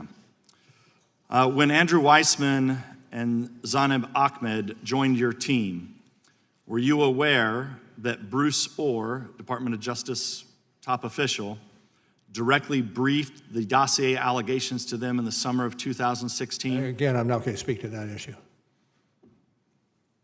Okay. Before you arrested George Papadopoulos in July of 2017, he was given $10,000 in cash in Israel. Do you know who gave him that cash? Again, it's outside our ambit, and questions such as that should go to the FBI or the department. But it involved your investigation. It involved persons involved in my investigation. Thank you, Mr. Chairman. Committee will stand in recess for 5 or 10 minutes. Please, folks, remain in your seats. Allow the director, Mr. Zebley, to exit the chamber.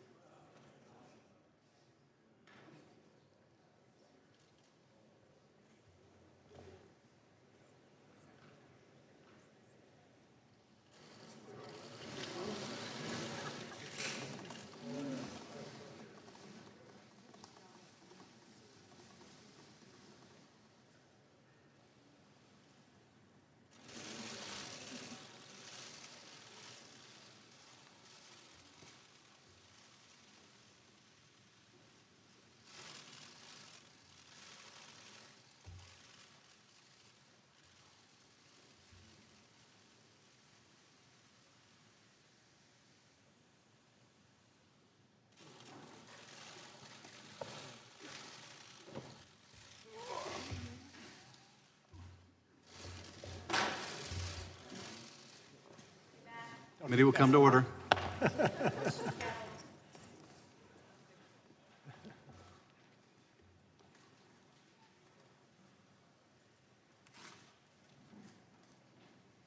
Thank you, sir. Thank you, Director. Mr. Swalwell, you are recognized. Thank you. Director Mueller, as a prosecutor, you would agree that if a witness or suspect lies or obstructs or tampers with witnesses or destroys evidence during an investigation, that generally that conduct can be used to show a consciousness of guilt. Would you agree with that? Yes. Let's go through the different people associated with the Trump campaign and this investigation who lied to you and other investigators to cover up their disloyal and unpatriotic conduct. If we could put Exhibit 8 up. Director Mueller, I'm showing you Campaign Chairman Paul Manafort, Political Advisor Roger Stone, Deputy Campaign Manager Rick Gates, National Security Advisor Michael Flynn, Donald Trump's personal attorney Michael Cohen, and Foreign Policy Advisor George Papadopoulos. These 6 individuals have each been charged, convicted, or lied to your office or other investigators. Is that right? Yes, although I look askance at Mr. Stone because he is he is in a different case here in D.C. So National Security Advisor Flynn lied about discussions with Russian ambassador related to sanctions. Is that right? That's correct. Michael Cohen lied to this committee about Trump Tower Moscow. Is that correct? Yes. George Papadopoulos, the president's senior foreign policy advisor, lied to the FBI about his communications about Russia's possession of dirt on Hillary Clinton. Is that right? Correct. Yes. The president's campaign chairman, Paul Manafort, lied about meetings that he had with someone with ties to Russian intelligence. Is that correct? That's true. And your investigation was hampered by Trump campaign officials' use of encryption communications. Is that right? We believe that to be the case. You also believe to be the case that your investigation was hampered by the deletion of electronic messages. Is that correct? It would be, yes. Generally, any case would be if those kinds of communications are used. For example, you noted that Deputy Campaign Manager Rick Gates, who shared internal campaign polling data with the person with ties to Russian intelligence at the direction of Manafort, that Mr. Gates deleted those communications on a daily basis. Is that right? I take your word. I would say I don't know specifically, but if it's in the report, then I support it. That's right, Director. It's Volume 1, page 136. Thank you. In addition to that, other information was inaccessible because your office determined it was protected by attorney-client privilege. Is that correct? That is true. That would include that you do not know whether communications between Donald Trump and his personal attorneys, Jay Sekulow, Rudy Giuliani, and others discouraged witnesses from cooperating with the government. Is that right? I'm not going to talk to that. That would also mean that you can't talk to whether or not pardons were dangled through the president's attorneys because the shield of attorney-client privilege. I'm not going to discuss that. Did you want to interview Donald Trump Jr.? And I'm not going to discuss that. Did you subpoena Donald Trump Jr.? And I'm not going to discuss that. Did you want to interview the president? Yes. Director Mueller, on January 1st, 2017 through March 2019, Donald Trump met with Vladimir Putin in person 6 times, called him 10 times, and exchanged 4 letters with him. Between that time period, how many times did you meet with Donald Trump? I'm not going to get into that. He did not meet with you in person, is that correct? He did not. As a result of lies, deletion of text messages, obstruction, and witness tampering, is it fair to say that you were unable to fully assess the scope and scale of Russia's interference in the 2016 election and Trump's role in that interference? I'm not certain I would adopt that characterization in total. There may be pieces of it that are accurate, but not in total. But you did state in Volume 1, page 10, that while this report embodies factual and legal determinations, the office believes it to be accurate and complete to the greatest extent possible. Given these identified gaps, the office cannot rule out the possibility that the unavailable information would shed additional light. Is that correct? That is correct. We don't know what we don't know. Why is it so important that witnesses cooperate and tell the truth in an investigation like this? Because the testimony of the witnesses goes to the heart of just about any criminal case you have. Thank you. And Mr. Chairman, I'd yield back. And thank you, Director Mueller. Ms. Stefanik. Thank you, Mr. Chairman. Mr. Mueller, as special counsel, did you review documents related to the origin of the counterintelligence investigation into the Trump campaign? On occasion. Was the Steele dossier one of those documents that was reviewed? And I can't discuss that case. I'm just asking a process question. Have you read the Steele dossier? And again, I'm not going to respond to that. You were tasked as special counsel to investigate whether there was collusion between Russia and the Trump campaign associates to interfere with the 2016 election. And the FBI, we know, has relevant documents and information related to the opening of the CI investigation. Were you and your team permitted to access all of those documents? And again, I can't get into that investigative, what we collected and what we're doing with investigation materials. Let me ask it this way. Was there any limitation in your access to documents related to the counterintelligence That's such a broad question. I have real trouble answering it. Did the special counsel's office undertake any efforts to investigate and verify or disprove allegations contained in the Steele dossier? Again, I can't respond. The reason I'm asking for the American public that is watching, it's apparent that the Steele dossier formed part of the basis to justify the FBI's counterintelligence investigation into Russian interference in the 2016 election. As we know, it was used to obtain a FISA warrant on Carter Page. This is why I'm asking these questions. Did your office undertake any efforts to identify Steele's sources or subsources? Again, the same answer. Were these tasks referred to any other agencies? Again, I can't speak to it. Did your office consider whether the Russian government used Steele's sources to provide Steele with disinformation? Again, I can't speak to that. I understand I'm asking these questions just for the record, so thanks for your patience. Shifting gears here, did any member of the special counsel's office staff travel overseas as part of the investigation? Yes, but I can't go further than that. I'm going to ask, to which countries? And I can't answer that. Did they meet with foreign government officials? Again, it's out of our bailiwick. Did they meet with foreign private citizens? Again, same response. Did they seek information about a U.S. citizen or any U.S. citizens? Again, a territory that I cannot go to. Thank you for answering on the record. These are important questions for the American public, and we're hopeful that the IG is able to answer these questions. I will yield the balance of my time to the ranking member. Thank the gentlelady for yielding. Mr. Mueller, I want to go back to, we started off with Joseph Mifsud, who's at the center of this investigation. He appears in your report a dozen times or more.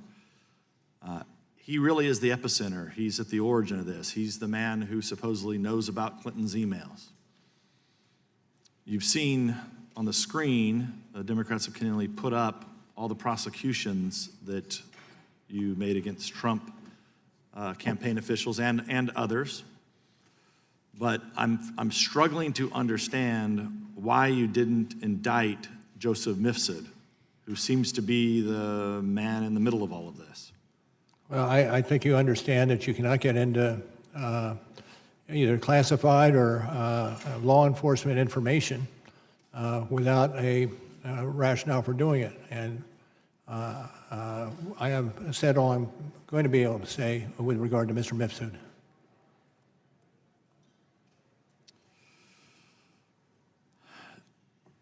Were you aware of Kathleen Kavalek's involvement, that she had met with Ms. Steele, the State Department official? Again, I can't respond to that question. It's outside my jurisdiction. Okay.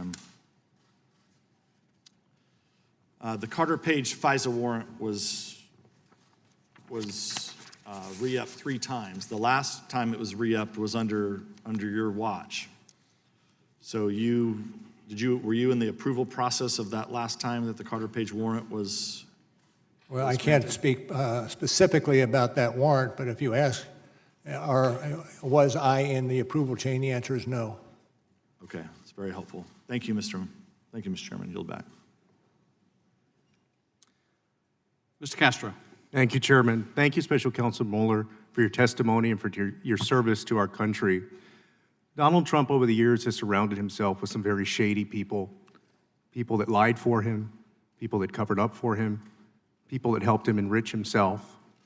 I want to talk specifically about one of those instances that's in your report. Specifically, let's turn to the Trump Tower Moscow project, which you described in your report as, quote, as a, quote, highly lucrative deal for the Trump organization. Is that right? I would have to look at the quote from the Sure. report if you have it. Sure, it's on volume 2, page 135. It's described as highly lucrative.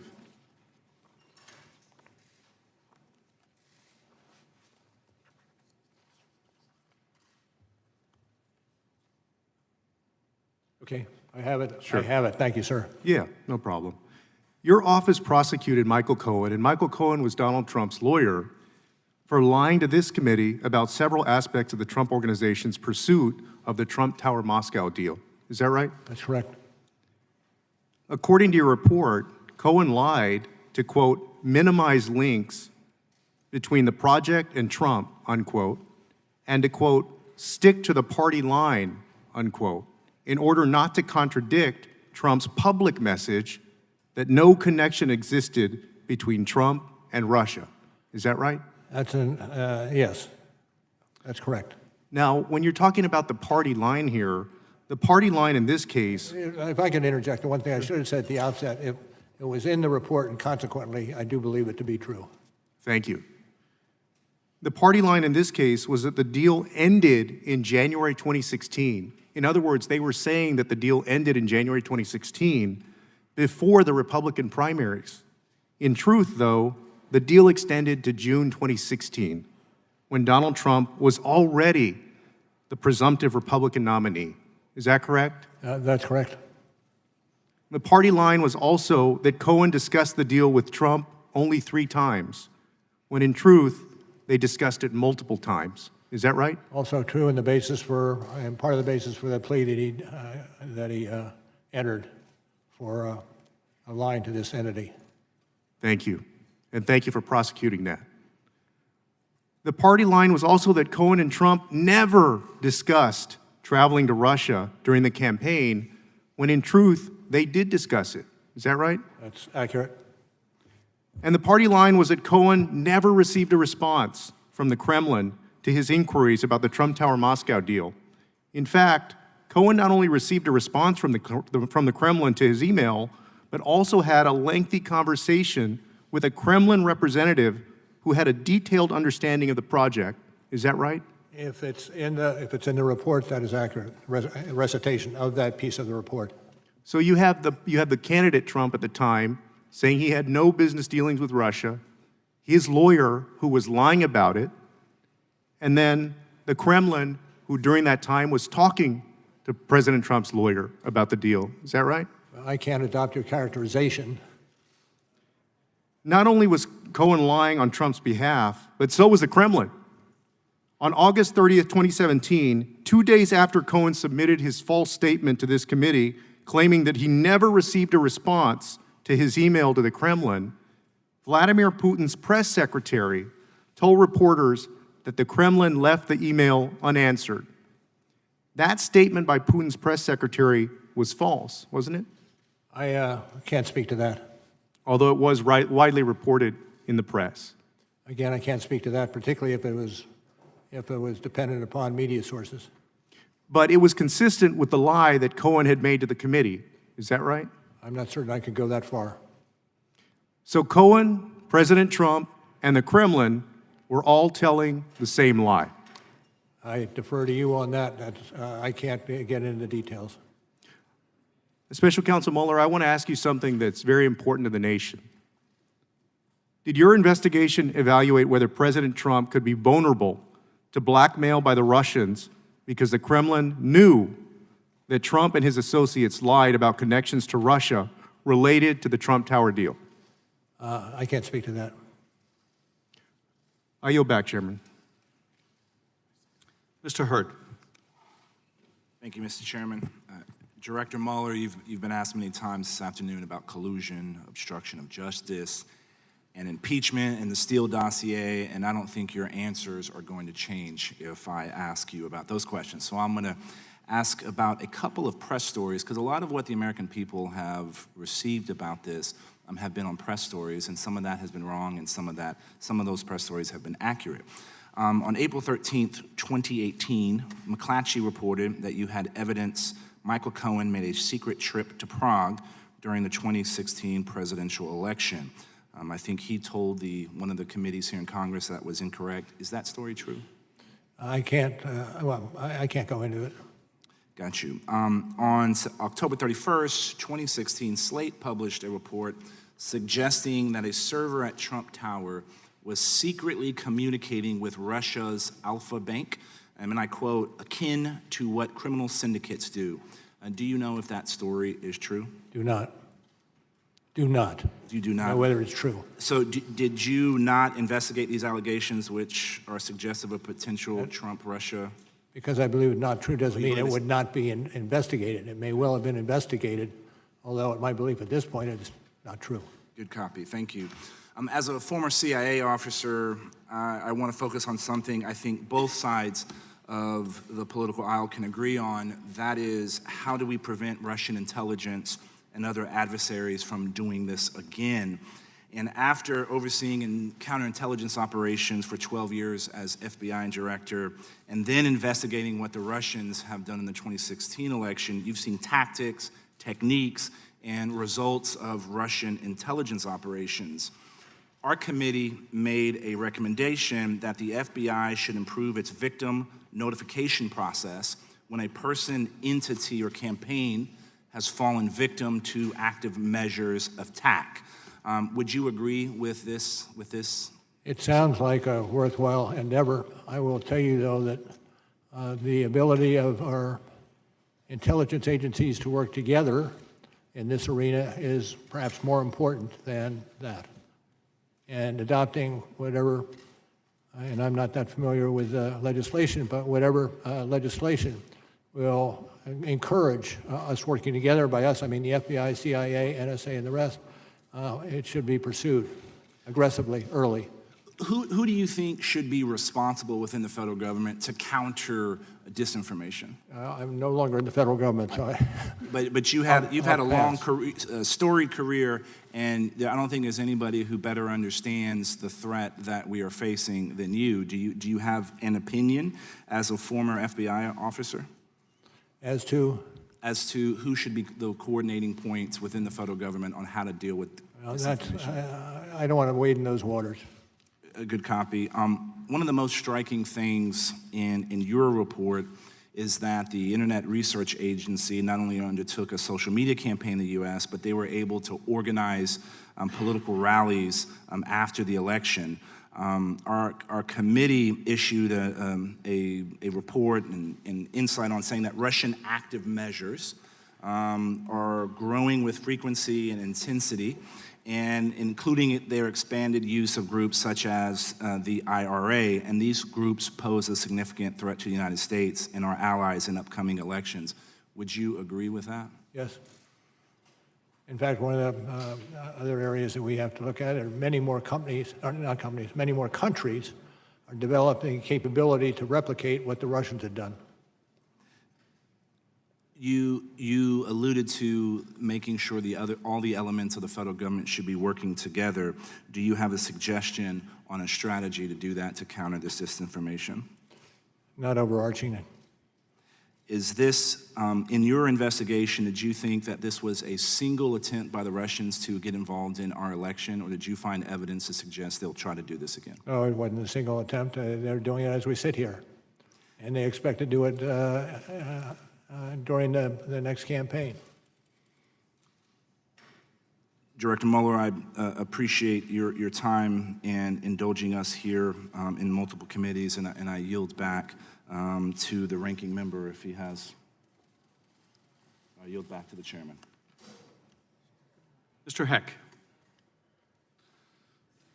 Director Mueller, I'd like to go to the motives behind the Trump campaign, encouragement and acceptance of help during the election. Obviously, a clear motivation was to help them in what would turn out to be a very close election, but there was another key motivation, and that was, frankly, the desire to make money. I always try to remember what my dad, who never had the opportunity to go beyond the 8th grade, taught me, which is that I should never, ever underestimate the capacity of some people to cut corners and even more in order to worship and chase the almighty buck. And this is important because I think it, in fact, does go to the heart of why the Trump campaign was so unrelentingly intent on developing relationships with the Kremlin. So let's quickly revisit one financial scheme we just discussed, which was the Trump Tower in Moscow. We indicated earlier that it was a lucrative deal. Trump, in fact, stood, he and his company, to earn many millions of dollars on that deal, did they not, sir? True. And Cohen, Mr. Cohen, his attorney, testified before this committee that President Trump believed the deal required Kremlin approval. Is that consistent with what he told you? I'm not certain whether it's Mr. Trump himself or others associated with that enterprise that had discussed the necessity of having the input from the state, meaning the Russian government, in order for it to go forward successfully. Isn't it also true that Donald Trump viewed his presidential campaign, as he told top campaign aides, that the campaign was an infomercial for the Trump organization and his properties? I'm not familiar with that. Then let's turn to Trump campaign chair Paul Manafort. Did, in fact, your investigation find any evidence that Manafort intended to use his position as Trump's campaign chair for his own personal financial benefit? I would say there was some indication of that, but I won't go further. I think you'll find it on page 135 of Volume 1. During the transition, Trump's son-in-law, Jared Kushner, met with Sergei Gorkov, the head of a Russian-owned bank that is under U.S. sanctions.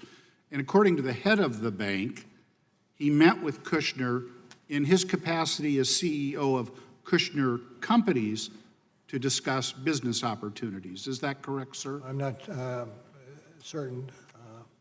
I'm not certain about that. Let me just put it that way. It was asserted thusly in your report, Volume 1, 160, pages 161 and 162.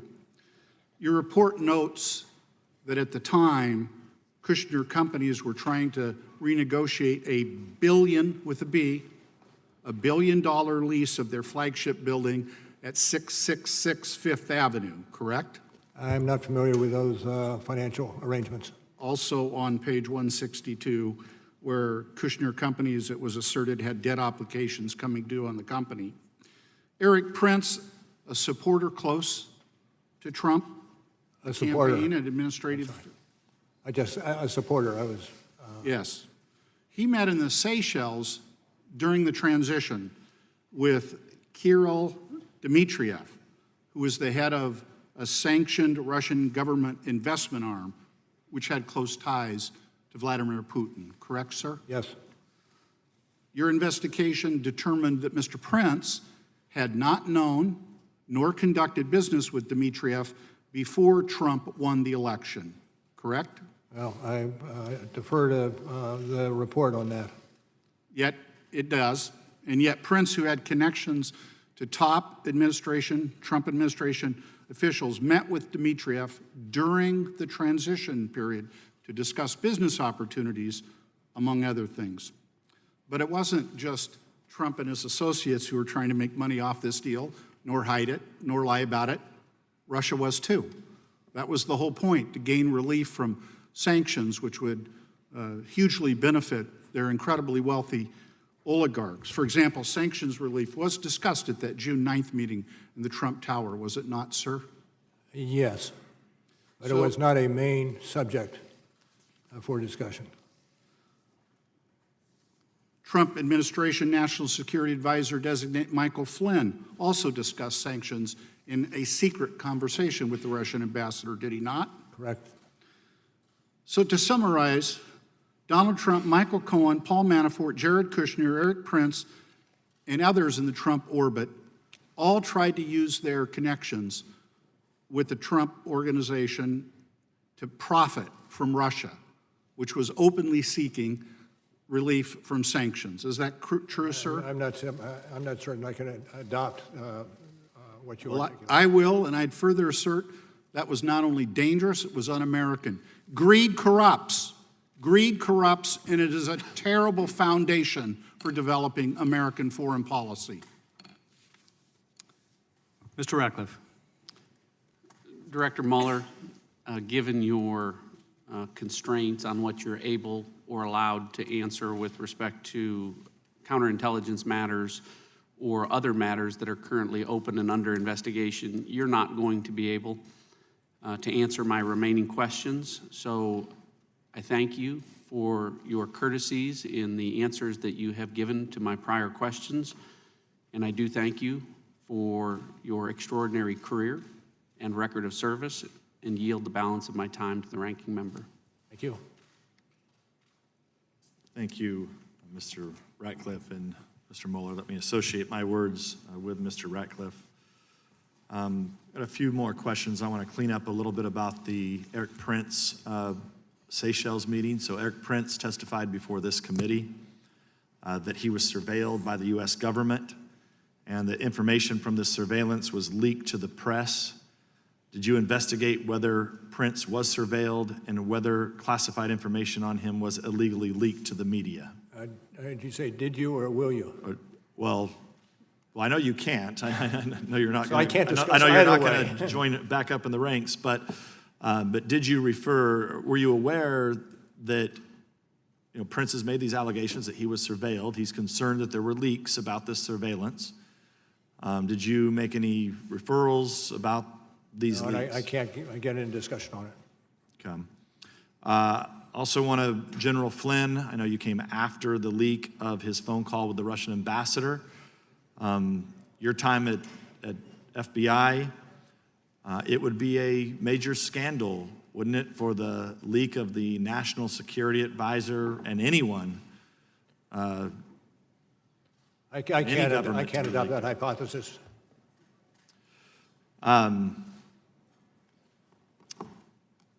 Did your report name any people who were acting as U.S. government informants or sources without disclosing that fact? I can't answer that. On volume 1, page 133 of your report, you state that Konstantin Kilimnik has ties to Russian intelligence. His name came up quite often today, but your report omits to mention that Kilimnik has long-term relationships with U.S. government officials, including our own State Department. I can't get into that.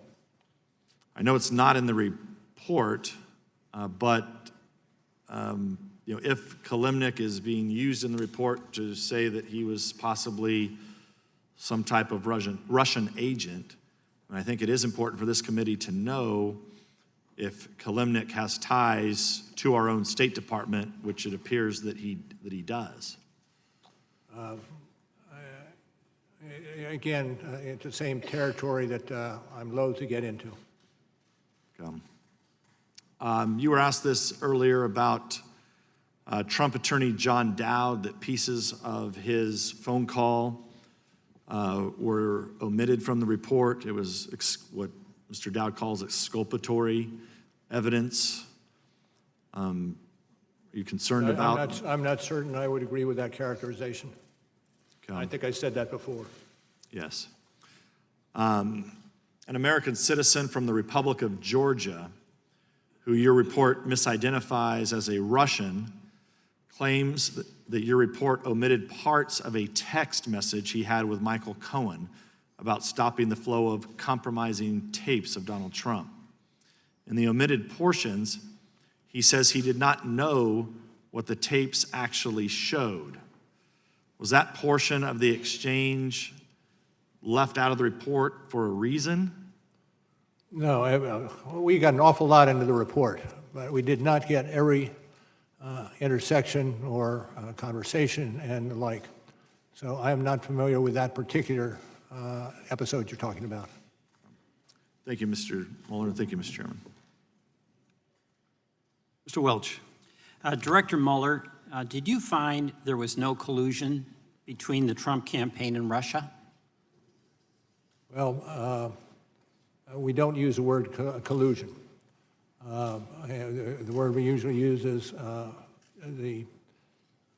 well, not collusion, but one of the other terms that that fills in when collusion is not used. In any event, we decided not to use the word collusion inasmuch as it has no relevance to the criminal law arena. The term is conspiracy that you prefer to use? That's a conspiracy, exactly right. You help me, I'll help you. Thank you. There's an agreement. Thank you. And in fact, you had to then make a charging decision after your investigation where unless there was enough evidence to prove beyond a reasonable doubt, you wouldn't make a charge, correct? Generally, that's the case. But making that decision does not mean your investigation failed to turn up evidence of conspiracy. Absolutely correct. And in fact, I'll go through some of the significant findings that your exhaustive investigation made. You found, as I understand it, that from May 2016 until the end of the campaign, campaign chairman, Mr. Manafort, gave private polling information to Russian agents, correct? Correct. Could you speak in the microphone? Yep, I will. My apologies. Thank you. And your investigation found that in June 2016, Donald Trump Jr. made an arrangement to meet at Trump Tower along with Jared Kushner and others, expecting to receive dirt on the Hillary Clinton campaign, correct? Correct. And you found in your investigation that on July 27th, candidate Trump called on Russia to hack Hillary Clinton's email, something that for the first time they did about 5 hours later, correct? That's correct. And you also found that on August 2nd, Mr. Manafort met with a person tied to Russian intelligence, Mr. Kalimnik, and gave him internal campaign strategy, aware that Russia was intending to do a misinformation social media campaign, correct? I'm not certain of the tie there. But the fact of that meeting, you agree with? The fact of the meeting took place is accurate. In your investigation, as I understand it, also found that in late summer of 2016, the Trump campaign, in fact, devised its strategy and messaging around WikiLeaks releases of materials that were stolen from the Democratic National Committee, correct? Is that from the report? Yes. It's according to yes. Mr. Gates. Yes. Yes, thank you. And you also talked earlier about the finding in your investigation that in September and October of 2016, Donald Trump Jr. had email communications with WikiLeaks, now indicted, about releasing information damaging to the Clinton campaign, correct? True. So, True. All right. So I understand you made a decision, prosecutorial decision, that this would not rise to proof beyond a reasonable doubt. But I ask if you share my concern. And my concern is, have we established a new normal from this past campaign that is going to apply to future campaigns so that if any one of us running for the U.S. House, any candidate for the U.S. Senate, any candidate for the presidency of the United States, aware that a hostile foreign power is trying to influence an election, has no duty to report that to the FBI or other authorities? I hope. Go ahead. I hope this is not the new normal, but I fear it is. And would, in fact, have the ability, without fear of legal repercussion, to meet with agents of that foreign entity hostile to the American election? I'm sorry, what is the question? Is that an apprehension that you share with me? Yes. And that there would be no repercussions whatsoever to Russia if they did this again. And as you stated earlier, as we sit here, they're doing it now. Is that correct? You're absolutely right. Do you have any advice to this Congress as together what we should do to protect our electoral system and accept responsibility on our part to report to you or your successor when we're aware of hostile foreign engagement in our elections?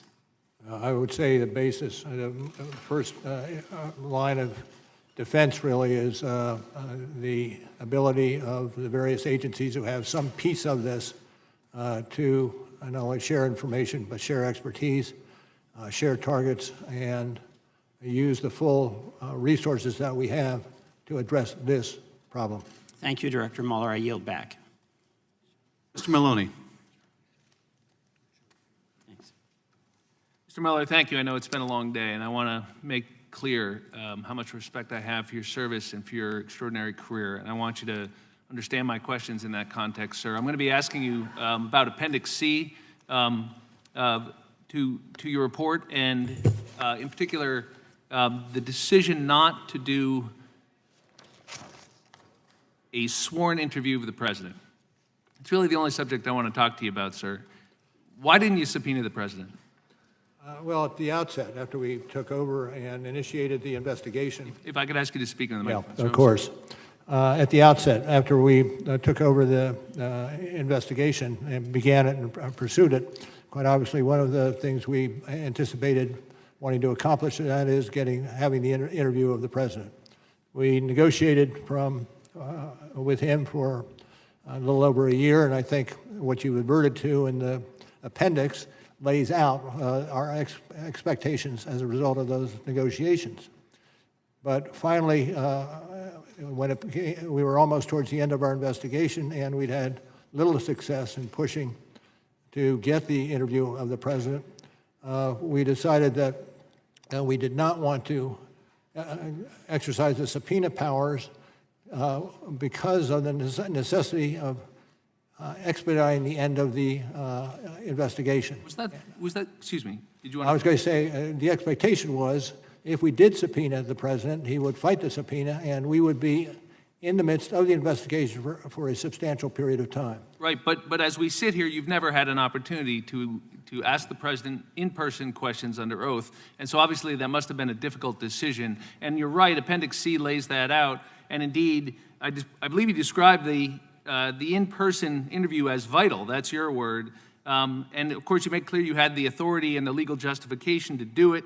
As you point out, you waited a year. You put up with a lot of negotiations. You made numerous accommodations, which you lay out so that he could prepare and not be surprised. I take it you were trying to be fair to the president. And by the way, you were going to limit the questions when you got to written questions to Russia only. And in fact, you did go with written questions after about 9 months, sir, right? And the president responded to those, and you have some hard language for what you thought of those responses. What did you think of the president's written responses, Mr. Mueller? Certainly not as useful as the interview would be. In fact, you pointed out, and by my count, there were more than 30 times when the president said he didn't recall, he didn't remember, no independent recollection, no current recollection, and I take it by your answer that it wasn't as helpful. That's why you used words like incomplete, imprecise, inadequate, insufficient. Is that a fair summary of what you thought of those written answers?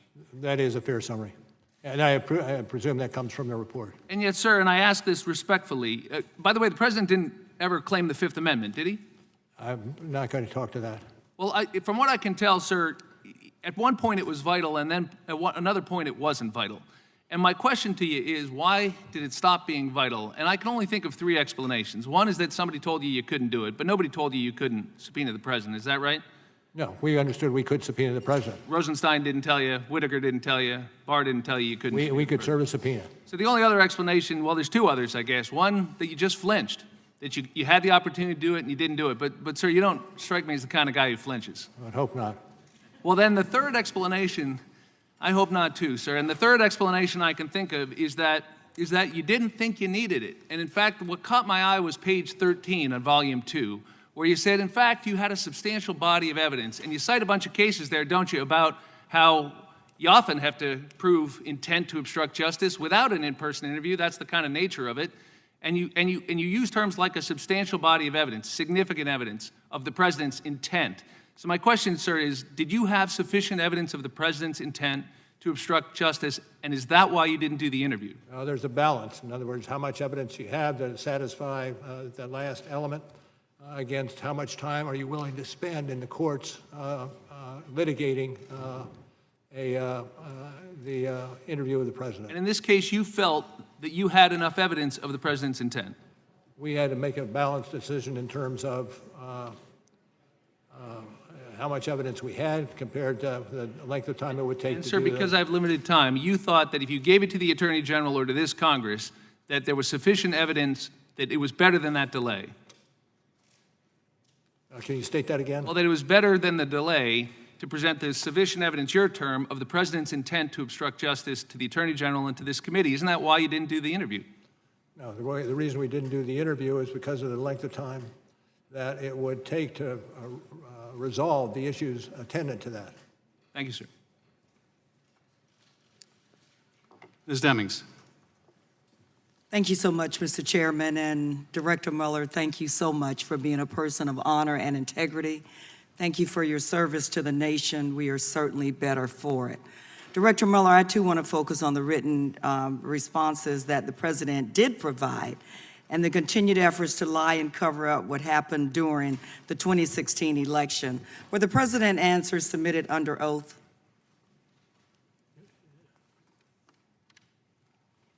Yes, yes. Thank you, they were.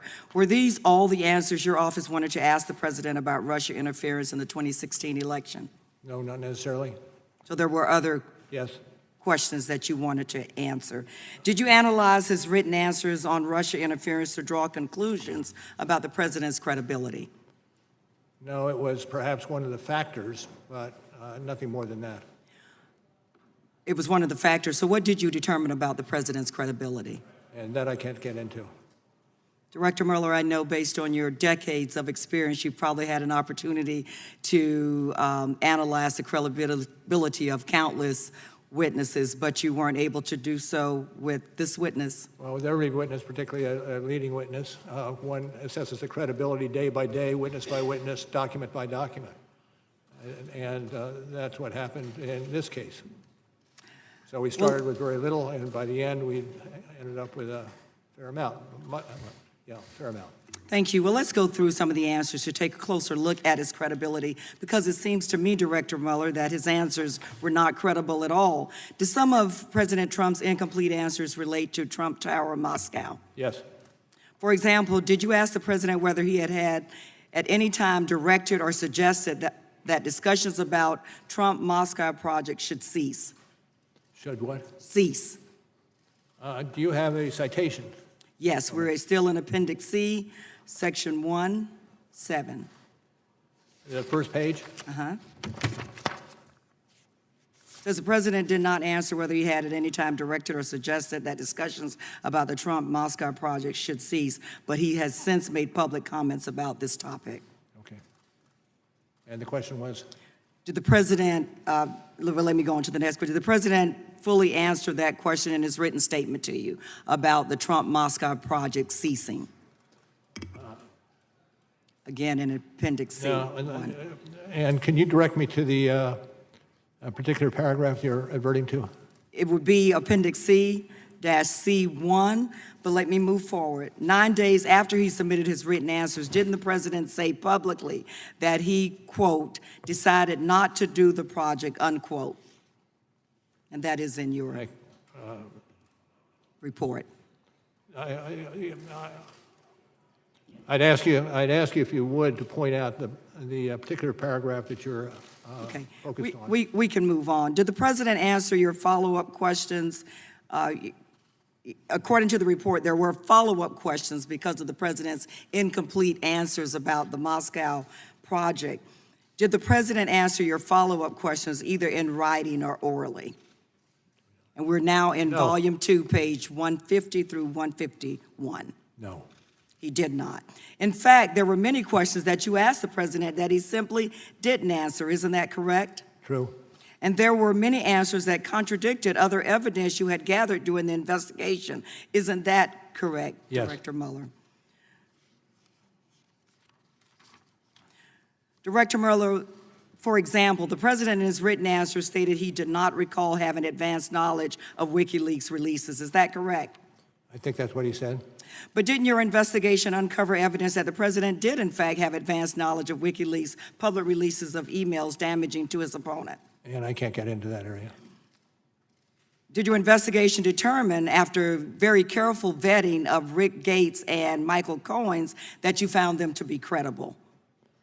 That we found the president to be credible? That you found Gates and Cohen to be credible in their statements I'm not about gonna WikiLeaks? Those areas I'm not going to discuss. Okay. Could you say, Director Mueller, that the president was credible? I can't answer that question. Director Mueller, isn't it fair to say that the president's written answers were not only inadequate and incomplete because he didn't answer many of your questions, but where he did, his answers showed that he wasn't always being truthful? I would say, generally.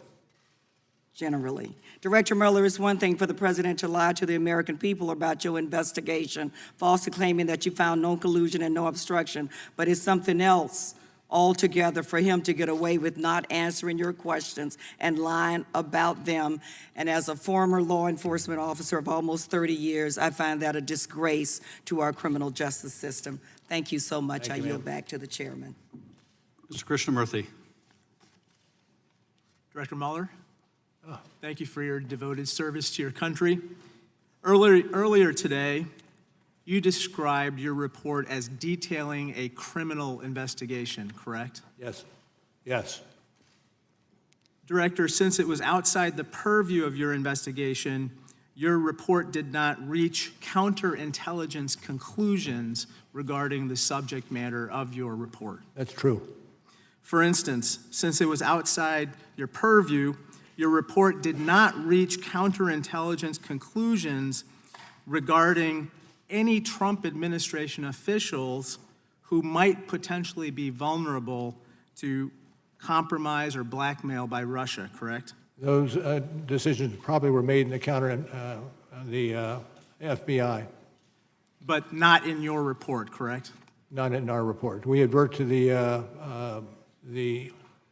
counterintelligence goals of our investigation, which were secondary to any criminal wrongdoing that we could find. Let's talk about one administration official in particular, namely President Donald Trump. Other than Trump Tower Moscow, your report does not address or detail the president's financial ties or dealings with Russia, correct? Correct. Similarly, since it was outside your purview, your report does not address the question of whether Russian oligarchs engaged in money laundering through any of the president's businesses, correct? Correct. And of course, your office did not obtain the president's tax returns, which could otherwise show foreign financial sources, correct? Not to speak to that. I'm not going to speak to that. In July 2017, the president said his personal finances were off limits or outside the purview of your investigation, and he drew a quote-unquote red line around his personal finances. Were the president's personal finances outside the purview of your investigation? I'm not going to get into that. Were you instructed by anyone not to investigate the president's personal finances? No. Mr. Mueller, I'd like to turn your attention to counterintelligence risks associated with lying. Individuals can be subject to blackmail if they lie about their interactions with foreign countries, correct? True. For example, you successfully charged former National Security Advisor Michael Flynn of lying to federal agents about his conversations with Russian officials, correct? Correct. Since it was outside the purview of your investigation, your report did not address how Flynn's false statements could pose a national security risk because the Russians knew the falsity of those statements, right? I cannot get into that mainly because there are many elements of the FBI that are looking at different aspects of that issue. Currently? Currently. Thank you.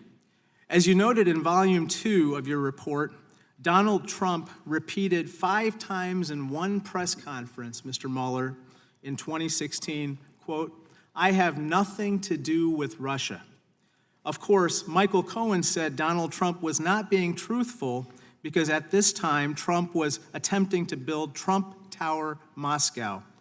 Your report does not address whether Donald Trump was compromised in any way because of any potential false statements that he made about Trump Tower Moscow, correct? I think that's right.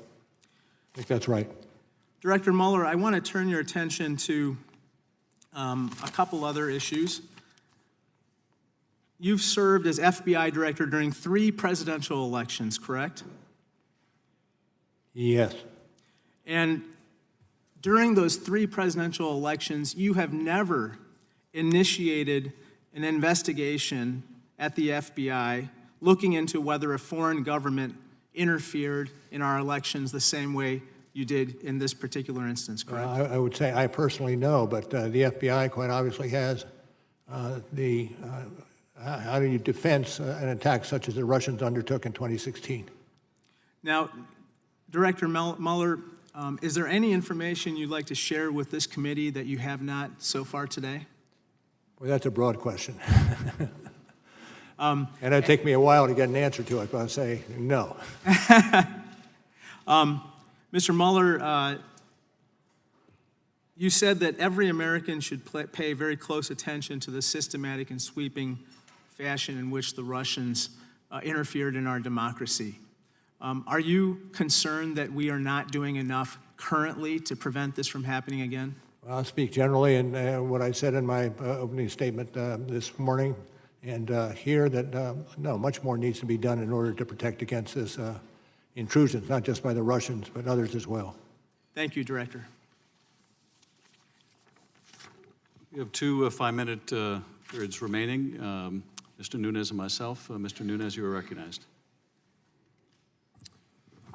Mr. Mueller, it's been a long day for you, and you've had a long, great career. I want to thank you for your longtime service, starting in Vietnam, obviously in the U.S. Attorney's Office, Department of Justice, and the FBI. And I want to thank you for doing something you didn't have to do. You came here upon your own free will, and we appreciate your time today. With that, I yield back. Thank you, sir. Dr. Mueller, I want to close out my questions, turn to some of the exchange you had with Mr. Welsh a bit earlier. I'd like to see if we can broaden the aperture at the end of the hearing.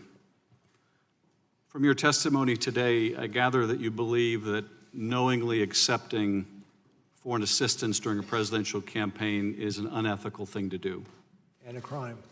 And a crime. Circumstances, yes. And to the degree... And a crime given certain circumstances. And to the degree that it undermines our democracy and our institutions, we can agree that it's also unpatriotic. True. And wrong. True. The standard of behavior for a presidential candidate, or any candidate for that matter, shouldn't be merely whether something is criminal. There should be held to a higher standard. You would agree?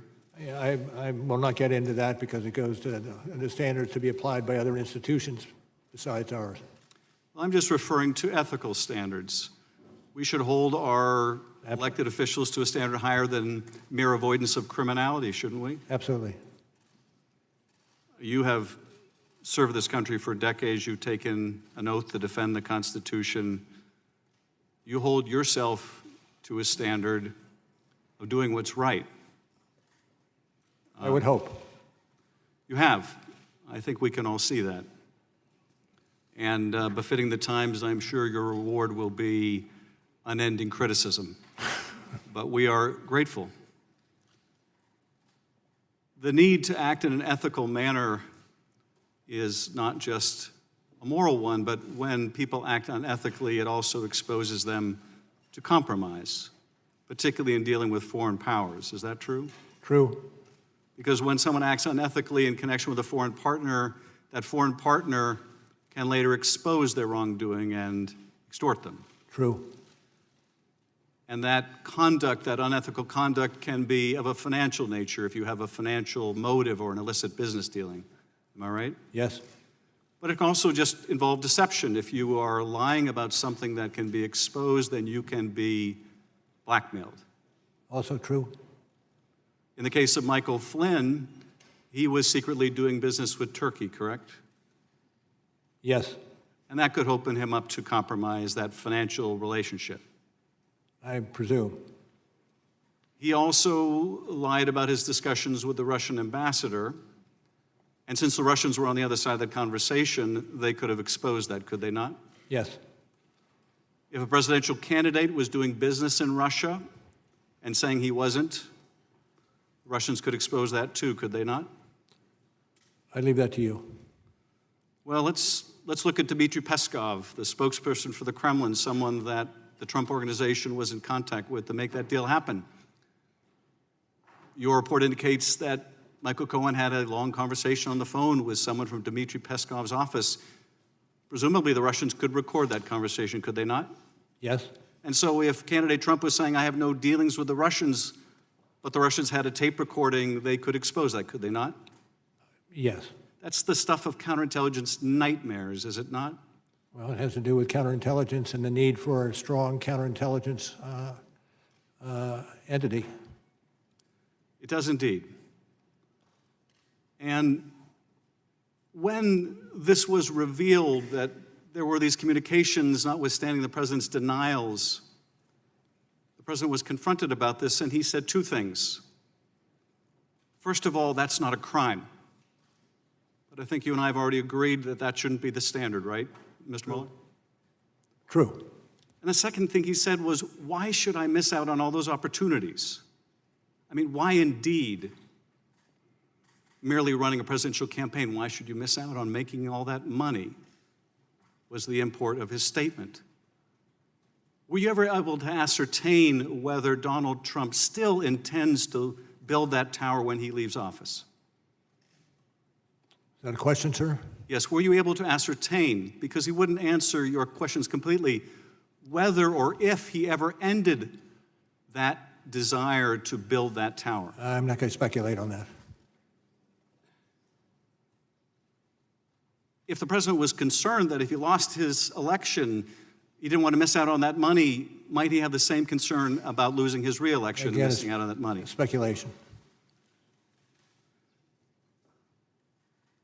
The difficulty with this, of course, is we are all left to wonder whether the president is representing us or his financial interests. That concludes my questions. Mr. Nunes, do you have any concluding remarks? Director Mueller, let me close by returning to where I began. Thank you for your service, and thank you for leading this investigation. The facts you set out in your report and have elucidated here today tell a disturbing tale of a massive Russian intervention in our election, of a campaign so eager to win, so driven by greed that it was willing to accept the help of a hostile foreign power in a presidential election decided by a handful of votes in a few key states. Your work tells of a campaign so determined to conceal their corrupt use of foreign help that they risk going to jail by lying to you, to the FBI, and to Congress about it, and indeed, some have gone to jail over such lies. And your work speaks of a president who committed countless acts of obstruction of justice that, in my opinion, and that of many other prosecutors, had it been anyone else in the country, they would have been indicted. Notwithstanding the many things you have addressed today and in your report, there were some questions you could not answer given the constraints you're operating under. You would not tell us whether you would have indicted the president but for the OLC opinion that you could not. And so the Justice Department will have to make that decision when the president leaves office, both as to the crime of obstruction of justice and as to the campaign finance fraud scheme that individual one directed and coordinated and for which Michael Cohen went to jail. You would not tell us whether the president should be impeached, nor did we ask you, since it is our responsibility to determine the proper remedy for the conduct outlined in your report. Whether we decide to impeach the president in the House or we do not, we must take any action necessary to protect the country while he is in office. You would not tell us the results or whether other bodies looked into Russian compromise in the form of money laundering, so we must do so. You would not tell us whether the counterintelligence investigation revealed whether people still serving within the administration pose a risk of compromise and should never have been given a security clearance, so we must find out. We did not bother to ask whether financial inducements from any Gulf nations were influencing U.S. policy, since it is outside the four corners of your report, and so we must find out. But one thing is clear. from your report, your testimony, from Director Wray's statements yesterday, the Russians massively intervened in 2016, and they are prepared to do so again in voting that is set to begin a mere 8 months from now. The President seems to welcome the help again, and so we must make all efforts to harden our elections infrastructure, to ensure there is a paper trail for all voting, to deter the Russians from meddling, to discover it when they do, to disrupt it, and to make them pay. Protecting the sanctity of our elections begins, however, with the recognition that accepting foreign help is disloyal to our country, unethical, and wrong. We cannot control what the Russians do, not completely, but we can decide what we do. And that this centuries-old experiment we call American democracy is worth cherishing. Director Mueller, thank you again for being here today. And before I adjourn, I would like to excuse you and Mr. Zebley. Everyone else, please remain seated.